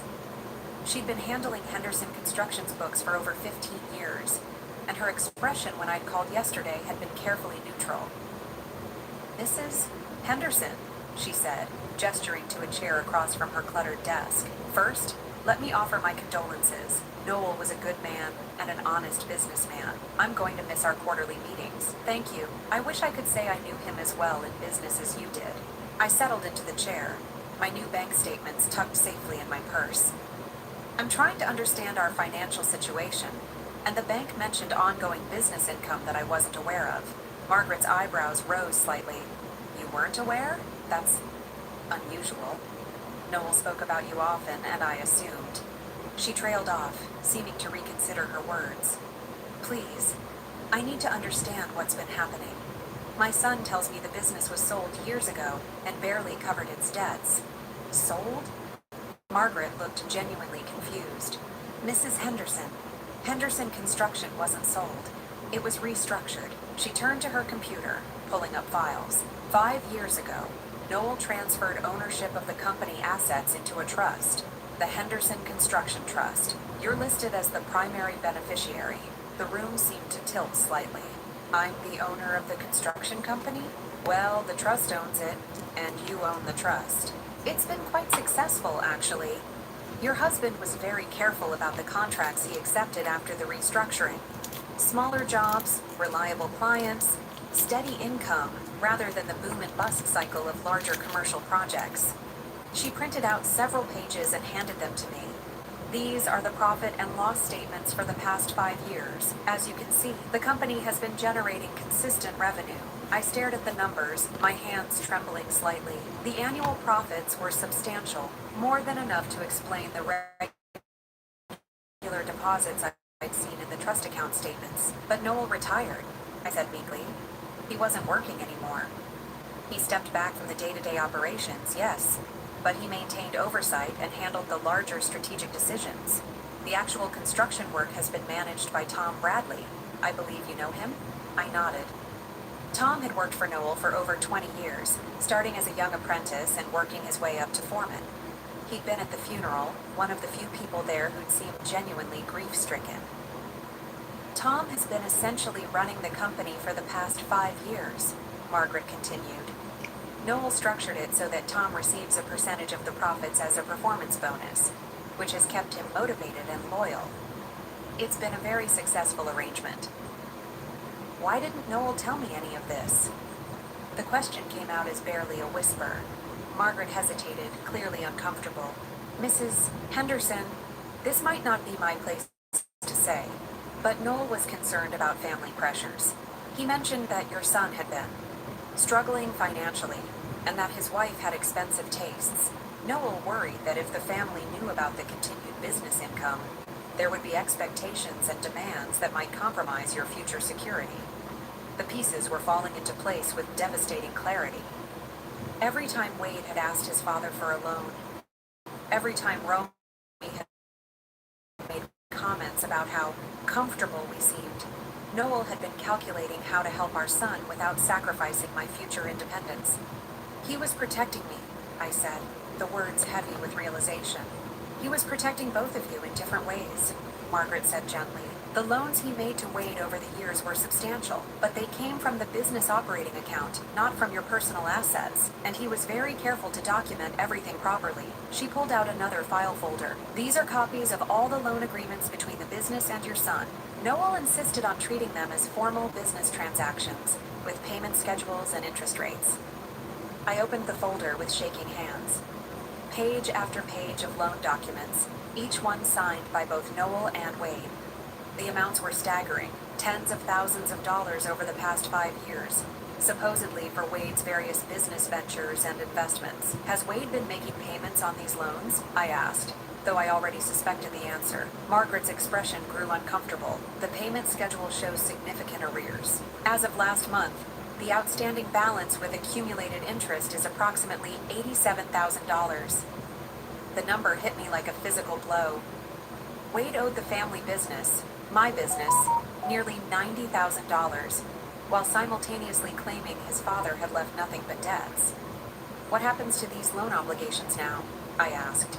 They transfer with the business assets.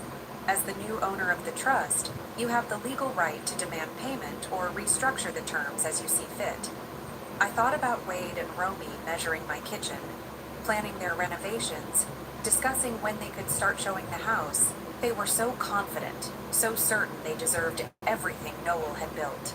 There's one more thing you should know, Margaret said, her voice even more careful now. Last month, your son contacted me directly. He said that with his father's passing, he'd be taking over management of the business affairs. He asked me to prepare a transfer of ownership documents. And I told him I'd need written authorization from the trust beneficiary, from you. He seemed surprised that you were involved in the business structure at all. So Wade had been planning to claim the business along with the house, assuming I was too grief-stricken and naive to understand what was happening. The betrayal cut deeper than I'd thought possible. Margaret, I need to ask you something confidential, I said. If I wanted to maintain the current business structure with Tom continuing to manage operations, would that be feasible? Absolutely. Tom has been hoping to hear from you, actually. He's concerned about the company's future and his own job security. If you're willing to maintain the status quo, I think you'd find him very reliable and grateful for the opportunity to continue. I gathered up all the papers, my mind reeling with the implications of what I'd learned. The business was mine. The substantial debt Wade had accumulated was real and legally enforceable, and neither he nor Romy had any idea that their plans were built on a foundation of lies and assumptions. I'd like to schedule a meeting with Tom as soon as possible, I said, and I want to understand all of my options regarding the outstanding loans. Of course. Shall I call Tom this afternoon? Yes, please. And Margaret. I'd appreciate it if this conversation remained confidential for now. Absolutely. Client confidentiality is sacred in this business. As I drove home, my phone buzzed with another text from Romy. Myrtle, the realtor wants to schedule a photographer for tomorrow. Make sure the house is clean and decluttered. First impressions matter for potential buyers. I stared at the message for a long moment before tucking my phone away without responding. Let them plan their photography session. Let them imagine their future in my house, spending money they thought they'd inherited. They had no idea that the foundation they were building their dreams on was about to crumble beneath them. That evening, I sat in Noel's study for the first time since his death, surrounded by his carefully organized files. Now I understood why he'd been so meticulous about record keeping, why he'd insisted on proper documentation for every transaction. He'd been building a fortress around me, brick by brick, transaction by transaction. And tomorrow, I would start learning how strong those walls really were. Tom Bradley's weathered hands wrapped around his coffee mug as we sat in my kitchen the next morning. At 55, he still had the broad shoulders and calloused palms of a man who'd spent his life building things, but his eyes held a wariness I'd never seen before. Mrs. Henderson, I gotta be honest with you, he said, his voice rough with emotion. I've been worried sick since Mr. Noel passed. Wade came by the job site last week, talking about evaluating assets and streamlining operations. It didn't sound good for folks like me. I poured myself another cup of coffee, using the familiar routine to steady my nerves. Tom, what exactly did my son tell you?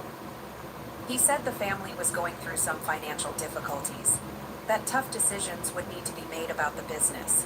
He wanted me to give him a complete list of all our current contracts, equipment, and cash flow projections. Tom's jaw tightened. He also asked about the keys to the equipment yard and the office. And what did you tell him? That I'd need to talk to whoever was actually in charge now. Mr. Noel always told me that if anything happened to him, I should wait for proper instruction from the legal owner. Tom met my eyes. He never said it would be Wade. Relief flooded through me.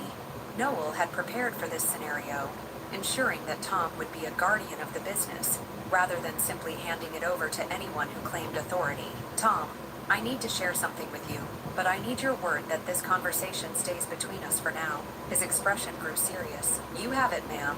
I spread out the documents Margaret had given me the day before. I own Henderson Construction. Not Wade, not the estate, me. Noel transferred everything into a trust 5 years ago, and I'm the beneficiary. Tom's eyes widened as he studied the papers. Well, I'll be damned.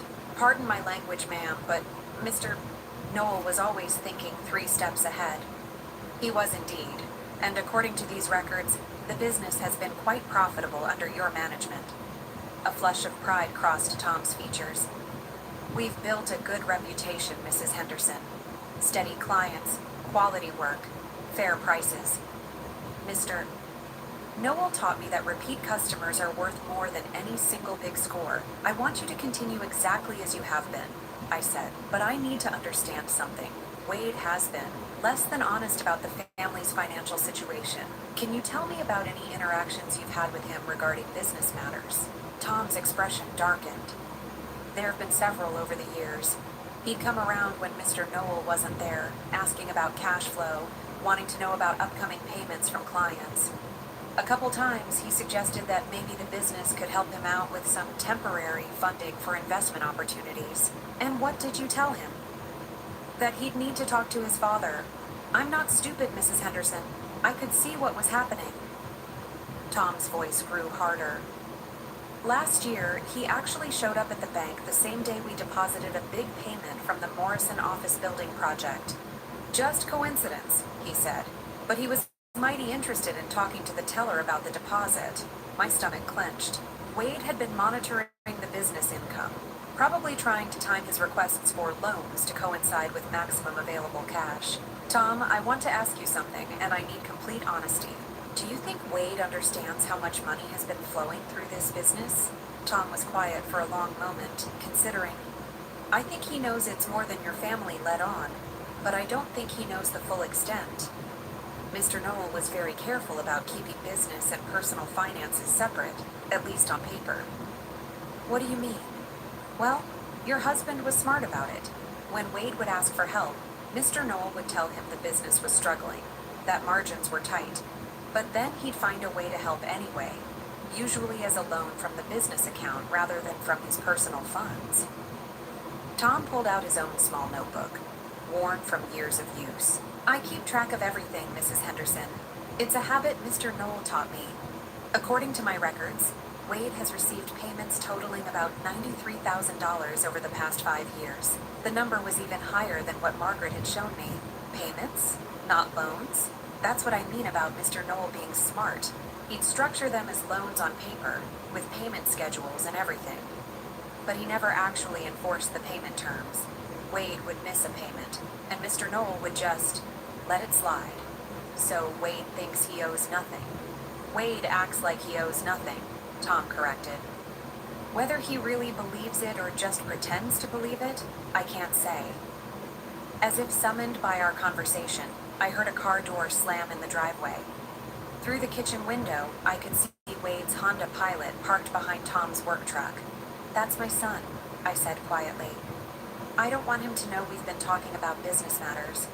Tom nodded and quickly gathered up the papers I'd shown him. "Mrs. Henderson, whatever you decide to do, you have my full support. Mr. Knoll was a good man, and he trusted you enough to put everything in your name. That's good enough for me." Wade walked in without knocking, something that would have irritated Noel, but which I'd learned to accept over the years. "Morning, Mom," he said, barely glancing at Tom. "I wasn't expecting company." "Tom stopped by to check on me," I said smoothly. "You know how thoughtful he's always been." "Right." Wade's attention was already elsewhere, his eyes scanning the kitchen as if evaluating it for resale. "Actually, Tom, I'm glad you're here. We need to talk about the business situation." Tom's expression became carefully neutral. "Oh, with Dad gone, there are going to be some changes.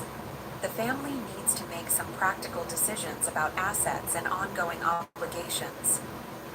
I watched this exchange with fascination. Wade was so confident, so certain of his authority. He had no idea he was trying to claim something that had never belonged to him.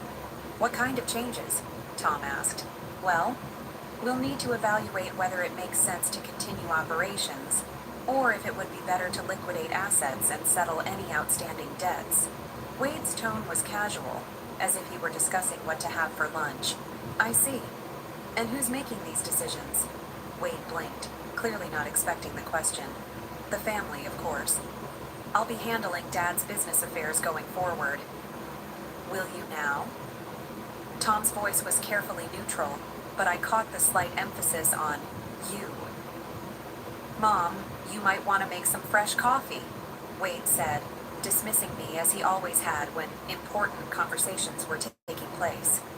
"Tom and I need to discuss some technical details," but I didn't move. For the first time in years, I stood my ground. "I'll stay, thank you. This is my kitchen, and Tom is my guest." Wade looked surprised, but shrugged. "Fine. Tom, I'll need you to prepare a complete inventory of all equipment, vehicles, and current contracts.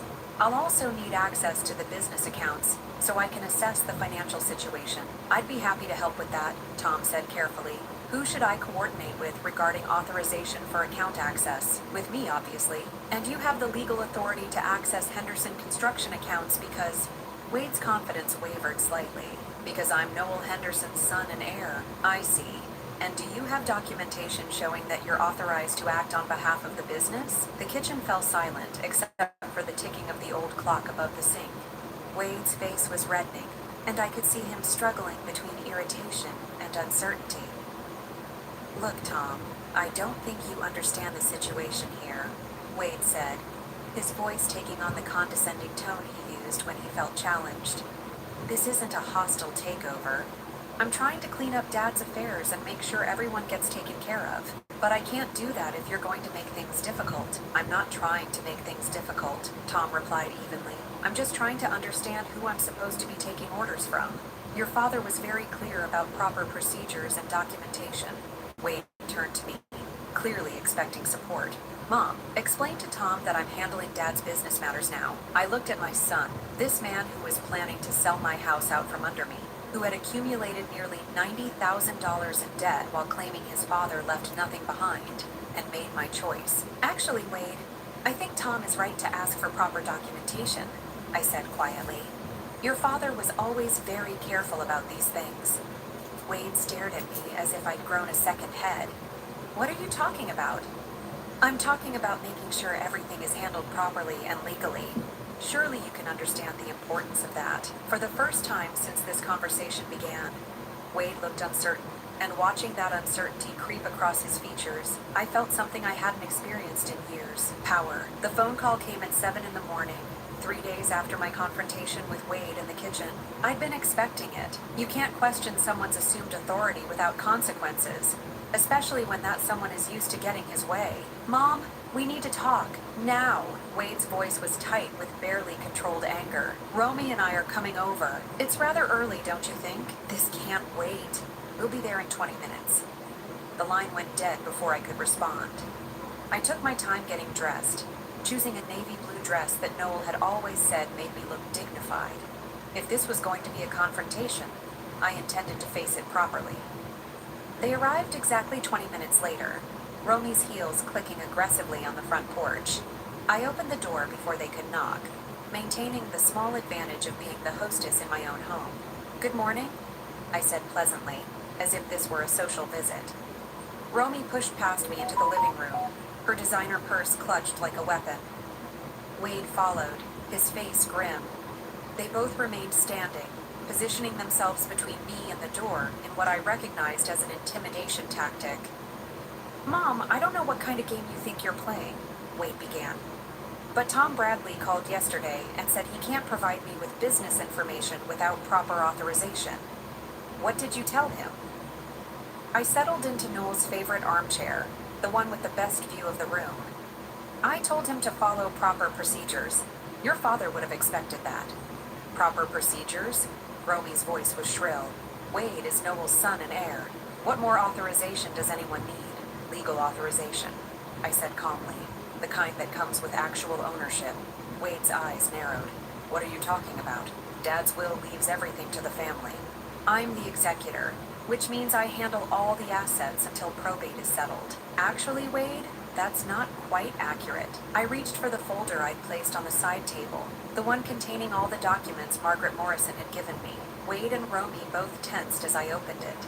"Your father's will does indeed leave his personal possessions and this house to the family," I continued, "but Henderson Construction isn't part of his estate. It hasn't been for 5 years." "What are you talking about?" Wade demanded. I pulled out the trust documents and set them on the coffee table between us. "Henderson Construction has been owned by the Henderson Construction Trust since 2019.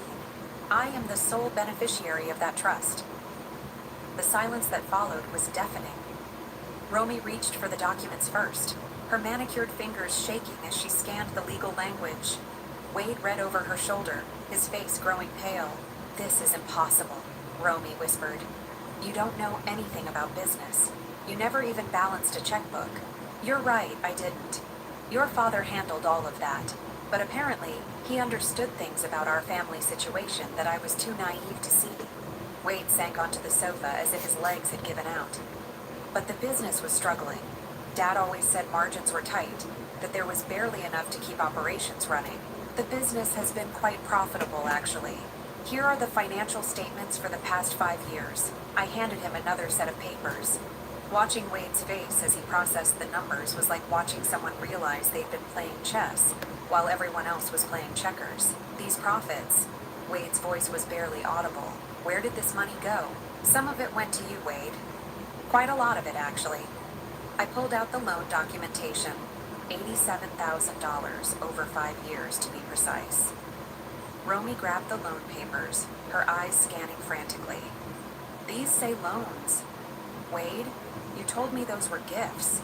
You said your father was helping us get established." "They were gifts," Wade said, but his voice lacked conviction. "Dad never asked for payments. He never even mentioned payment schedules." "Actually, he did," I said quietly. "Margaret Morrison has copies of every conversation, every missed payment, every time your father chose to extend the terms rather than demand what you owed." I watched as the reality of their situation began to sink in. Wade had built his financial life on the assumption that his father's generosity would continue indefinitely. He probably borrowed against those expectations, made commitments based on money he thought was his. "But this doesn't change anything," Romy said suddenly, her voice taking on a desperate edge. "The house still goes to Wade. That's worth more than some little construction business." "Is it?" I asked mildly. Romy's eyes flashed with something between anger and panic. "Don't play games, Myrtle. This house is worth at least $400,000. "You're right. It's a lovely property. Of course, there is the matter of the mortgage." Wade looked up sharply. "What mortgage? Dad said the house was paid off." "It was. But 18 months ago, your father took out a home equity loan. Quite a substantial one, actually." I pulled out the final set of documents, the ones I'd discovered in Noel's study just yesterday, filed carefully in a folder marked Emergency Funds. "A home equity loan for $350,000, I continued. The proceeds were transferred into the Henderson Construction Trust account, which means they became part of my inheritance. Romy's face went white. That's not possible. We would have known. We would have had to sign. Your father was the sole owner of the house at the time, I interrupted. I was listed as a spouse with rights of survivorship, but not as a co-owner.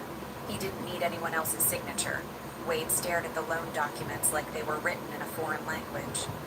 But why would he do this? Why would he mortgage the house just to put money in a business account? For the first time since this conversation began, I allowed my carefully controlled emotions to show. Because he was protecting me, Wade. He was making sure that no matter what happened, I would have financial security. Protecting you from what? Wade's voice was hoarse. From this, I said, gesturing to the scene in front of me. From being thrown out of my own home by family members who saw me as a burden instead of a person. From being left with nothing while everyone else claimed what they thought they deserved. Romy's composure finally cracked completely. You manipulated him. You convinced a dying man to change everything. Your father wasn't dying when he set up these trusts, Romy. He was planning. And the fact that he felt the need to plan for this scenario should tell you something about how he viewed our family dynamics. Wade's hands were shaking as he set down the papers. Mom, surely we can work something out. You don't really want to run a construction business. And the house. This house is our family home. It should stay in the family. It is staying in the family, Wade. It's staying with me. But the mortgage payments, Romy said desperately. How will you afford the mortgage payments? The same way your father intended, with income from Henderson Construction. Tom Bradley assures me the business is quite stable, and Margaret Morrison says the cash flow will easily cover the loan payments with plenty left over for my living expenses. I stood up, smoothing my dress. Now, I believe you mentioned something about moving out? I think that's still an excellent idea. Not for me, of course, but I'm sure you'll find somewhere lovely to start fresh. Wade looked at me as if seeing me for the first time. Mom, you can't be serious. After everything Dad did for you, everything our family means, your father did do everything for me, I interrupted. He loved me enough to make sure I'd never be at anyone's mercy, including my own son's. And now I understand just how much I needed that protection. Romy was already at the door, her face twisted with rage and disbelief. This isn't over, Myrtle. We'll fight this. We'll contest everything. You're welcome to try, I said calmly, but you should know that everything your father did was completely legal and properly documented. Margaret Morrison is very thorough, and she's already provided copies of all relevant documents to my attorney. Wade paused at the door, his expression a mixture of confusion and hurt. I don't understand, Mom. Why are you doing this to us? I'm not doing anything to you, Wade. I'm simply refusing to let you do it to me. After they left, I sat alone in the sudden quiet of my house, and felt something I hadn't experienced in decades. For the first time since I was a young woman, I was completely financially independent. I owed nothing to anyone, and no one could take away what I had. Noel had given me more than money. He'd given me freedom. 6 months later, I stood on the deck of my new oceanfront cottage, watching the morning sun paint golden streaks across the Pacific. The sound of waves against the rocks below had become my daily symphony, replacing the familiar creaks and settling sounds of the old house. The cottage in Mendocino was smaller than the family home, but it was entirely mine. Every piece of furniture, every decorative choice, every room reflected my taste rather than compromises made over 32 years of marriage. I discovered, to my surprise, that I had excellent taste when nobody else was offering opinions. Henderson Construction continued to thrive under Tom Bradley's management. He called every Friday afternoon to update me on current projects and upcoming contracts, and quarterly profits were deposited directly into my account. I'd kept my promise to maintain the business exactly as Noel had structured it, and everyone involved seemed happier for the stability. The cottage had been an unexpected discovery. While researching properties in coastal California, I'd learned that Noel had purchased it 3 years ago through the construction trust. Margaret Morrison had found the deed while organizing business assets, along with a note in Noel's handwriting for Myrtle's retirement when she's ready for ocean air and no schedule but her own. Even in death, My husband was still taking care of me. This morning was special, though.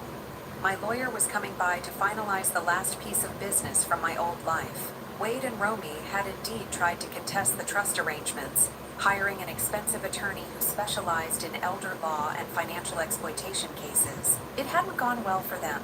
The investigation had revealed that not only were all of Noel's financial arrangements completely legal and properly executed, but Wade's debt to the business was actually larger than anyone had initially calculated. Interest and penalties brought the total to just over $96,000. The doorbell rang at exactly 10 o'clock. James Patterson, no relation to Helen from the bank, was a precise man who believed punctuality reflected character. He'd been representing me since this whole mess began, and his calm competence had been invaluable during the more stressful moments. "Good morning, Myrtle," he said, settling into the comfortable chair by the window that had become his usual spot during our meetings. "I have the final settlement agreement for your review." I poured coffee from the French press I'd learned to use, another small freedom in my new life, and sat across from him. "How did they take the final terms?" James's expression suggested controlled amusement. "About as well as you'd expect." Wade's attorney spent considerable time arguing that family obligations should supersede business contracts, but ultimately the law is quite clear on debt obligations.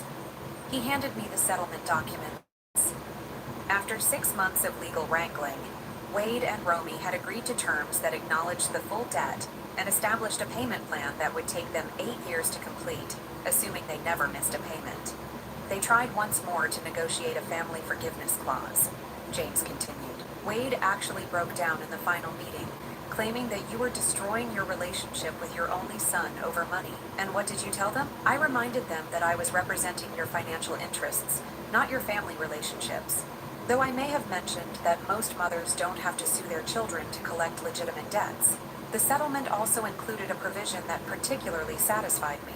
If Wade and Romy defaulted on payments, the business could legally garnish Wade's wages and place liens on any property they purchased. It was a safety net that would ensure I received what was owed, regardless of their future financial decisions. "There's one more thing," James said, pulling out a separate envelope. "This arrived for you yesterday." The envelope was addressed in Wade's familiar handwriting. Inside was a brief note on plain paper. "Mom, I know you probably won't forgive me for fighting you on this, but I wanted you to know that I finally understand what Dad was doing. It took losing almost everything for me to see how much I'd taken for granted. Romy and I are getting marriage counseling, and I'm working 2 jobs to meet the payment schedule. I'm hoping that someday you might be willing to talk to me again. I'm sorry for everything. Wade." I folded the letter carefully and set it aside. The apology was genuine, I could tell, but it was also 6 months too late and motivated by consequences rather than conscience. "Any response you'd like me to convey?" James asked. "No. If Wade wants to rebuild a relationship with me, he can do it the same way he'll pay off his debt. Gradually, consistently, and over time." After James left, I took my coffee out to the deck and read Wade's letter again. The grief was still there, not just for Noel, but for the son I thought I'd raised, and the family relationships I believed were real. But underneath the sadness was something stronger, a deep satisfaction that I'd stood up for myself when it mattered most. My phone rang, interrupting my thoughts. The caller ID showed a number I didn't recognize, but something about it seemed familiar. "Hello? Mrs. Henderson? This is Linda Morrison, Margaret's daughter. I hope you don't mind me calling." I did remember Linda, a nurse who worked at the regional hospital. Margaret had mentioned her occasionally during our meetings. "Of course not, dear. How can I help you?" "Well, it's actually how you might help us.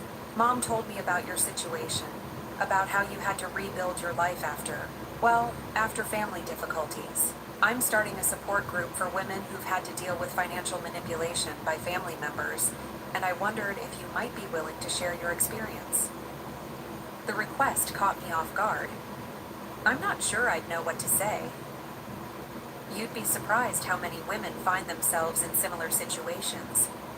Adult children who feel entitled to their parents' assets, spouses who hide financial information, family members who mistake kindness for weakness. Your story could help other women understand their rights and find the courage to protect themselves. I thought about this for a moment, watching a pelican dive for fish in the bay below. 6 months ago, I'd been a grieving widow facing homelessness at the hands of my own. Today, I was financially independent myself. When would you like me to speak? I asked. Really? You'll do it? I think I will, but not about revenge or legal battles. I want to talk about the difference between being a loving family member and being a doormat, about the importance of understanding your own financial situation, about the gift Noel gave me when he protected my future, even from our own son. We scheduled the speaking engagement for the following month. After hanging up, I realized that helping other women navigate similar situations felt like a purpose, a way to honor both Noel's protection and my own hard-won independence. That evening, I did something I'd started doing every night since moving to the cottage.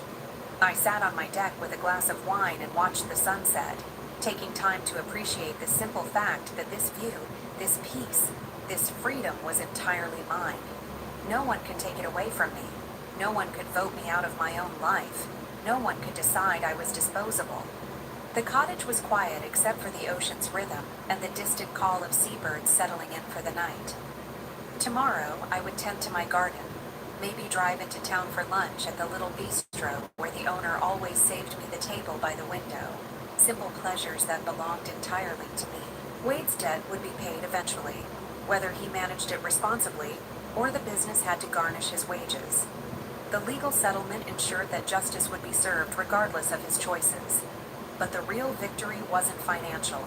It was the knowledge that I'd found the strength to demand the respect I deserved. As the last light faded from the sky, I raised my glass in a silent toast to Noel, wherever he was. He'd loved me enough to ensure I'd never be helpless, never be dependent on the mercy of people who saw me as expendable. And he'd loved me enough to make sure that when the test came, I'd have everything I needed to pass it. The ocean continued its eternal conversation with the shore, and I sat in my own home, on my own deck, living my own life, finally understanding what freedom really meant.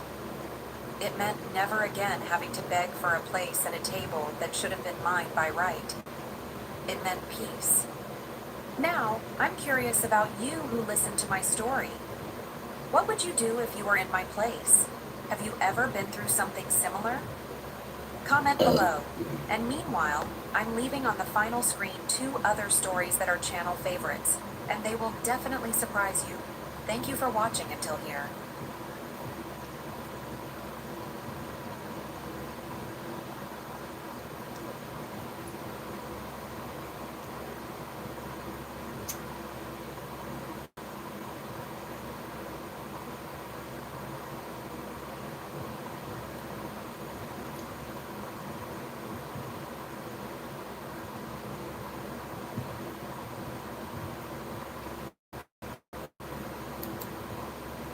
I never thought watching my only son get married would end in his fiancée screaming at me to leave my own venue.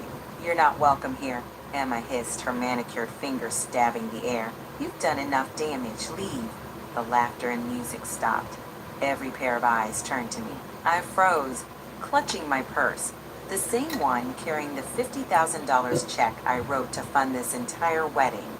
My son, my baby boy, just stood there, staring at the floor. Not a word, not even a glance. I swallowed the lump in my throat.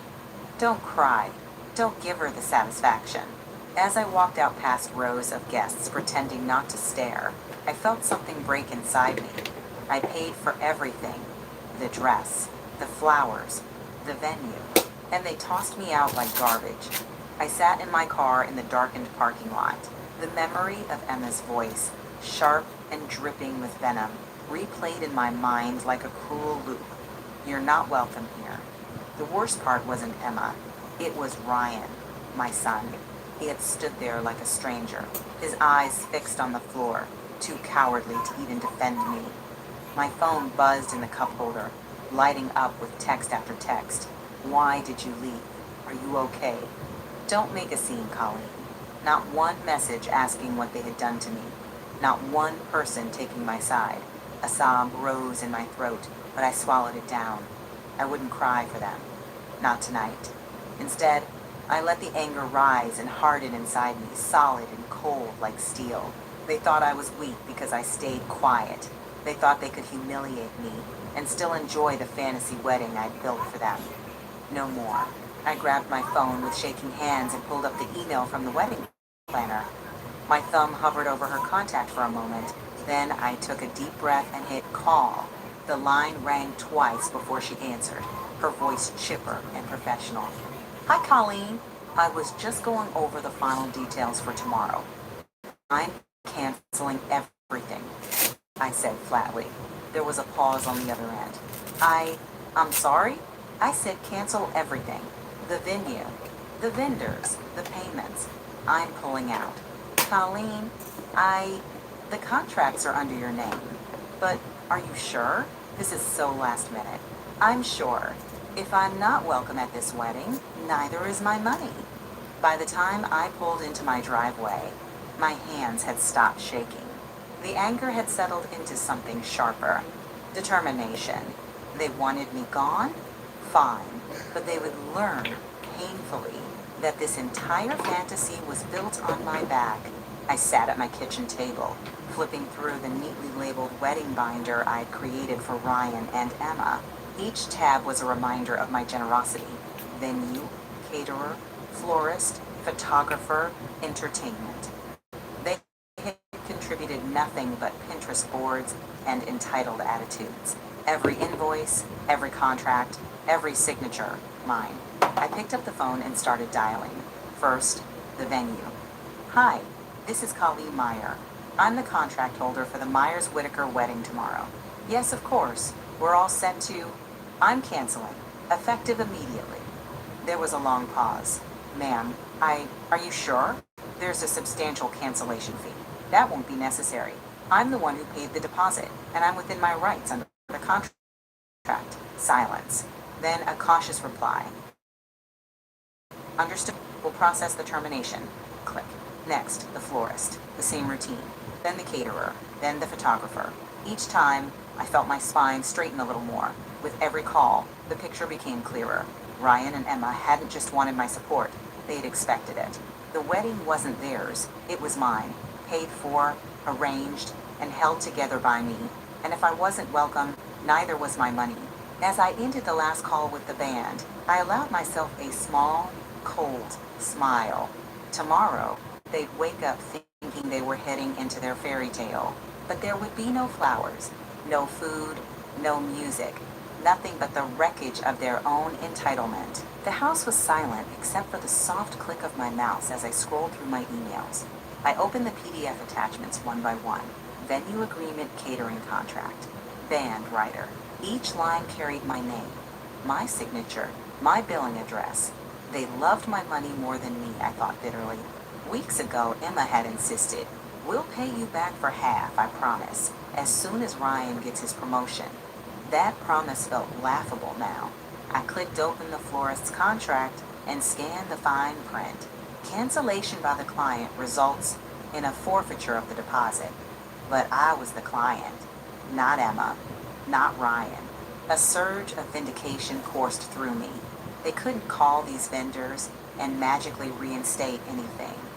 Without me, they were helpless. The sound of a car door slamming outside pulled me from my thoughts. I peeked through the blinds. Ryan's car. My chest tightened as I watched him stride toward my front door. He moved with an urgency I hadn't seen in years. A sharp knock echoed through the house. Mom, open up. We need to talk. I didn't move. Another knock, louder this time. Mom, I know you're in there. I sat perfectly still, my hands clasped tightly in my lap. Let him sweat. Let him wonder if I'd answer. He didn't get to demand my time anymore. After a minute, I heard his voice, angrier now, muffled through the door. You can't do this. It's our wedding. My lips curled into the faintest smile. No, Ryan, it wasn't yours. It never was. The knocking stopped eventually, but I didn't move from my chair. My heart thudded so hard it felt like it might crack a rib. but I forced myself to sit still, staring at the cursor blinking on my screen. For 30 years, I had been the one to fix things, the one to smooth over arguments, write the checks, and bite my tongue for the sake of peace. But not anymore. The silence outside stretched on. I peeked through the blinds again. Ryan's car was gone. Then my phone vibrated violently on the table. Ryan, 6:13 p.m. Why aren't you answering? Ryan, 6:14 p.m. What the hell is going on? Ryan, 6:15 p.m. You're ruining our lives. The last one made me laugh out loud. A bitter, hollow sound that didn't even feel like my own voice. I let it buzz again and again until finally, against my better judgment, I answered. Mom, what the hell are you doing? Ryan's voice cracked with rage. You can't just cancel the wedding. Everyone's expecting... Stop. My voice was low, cold, calmer than I felt. You stood there yesterday and let her humiliate me in front of everyone. You didn't say a word, because I didn't want to make a scene.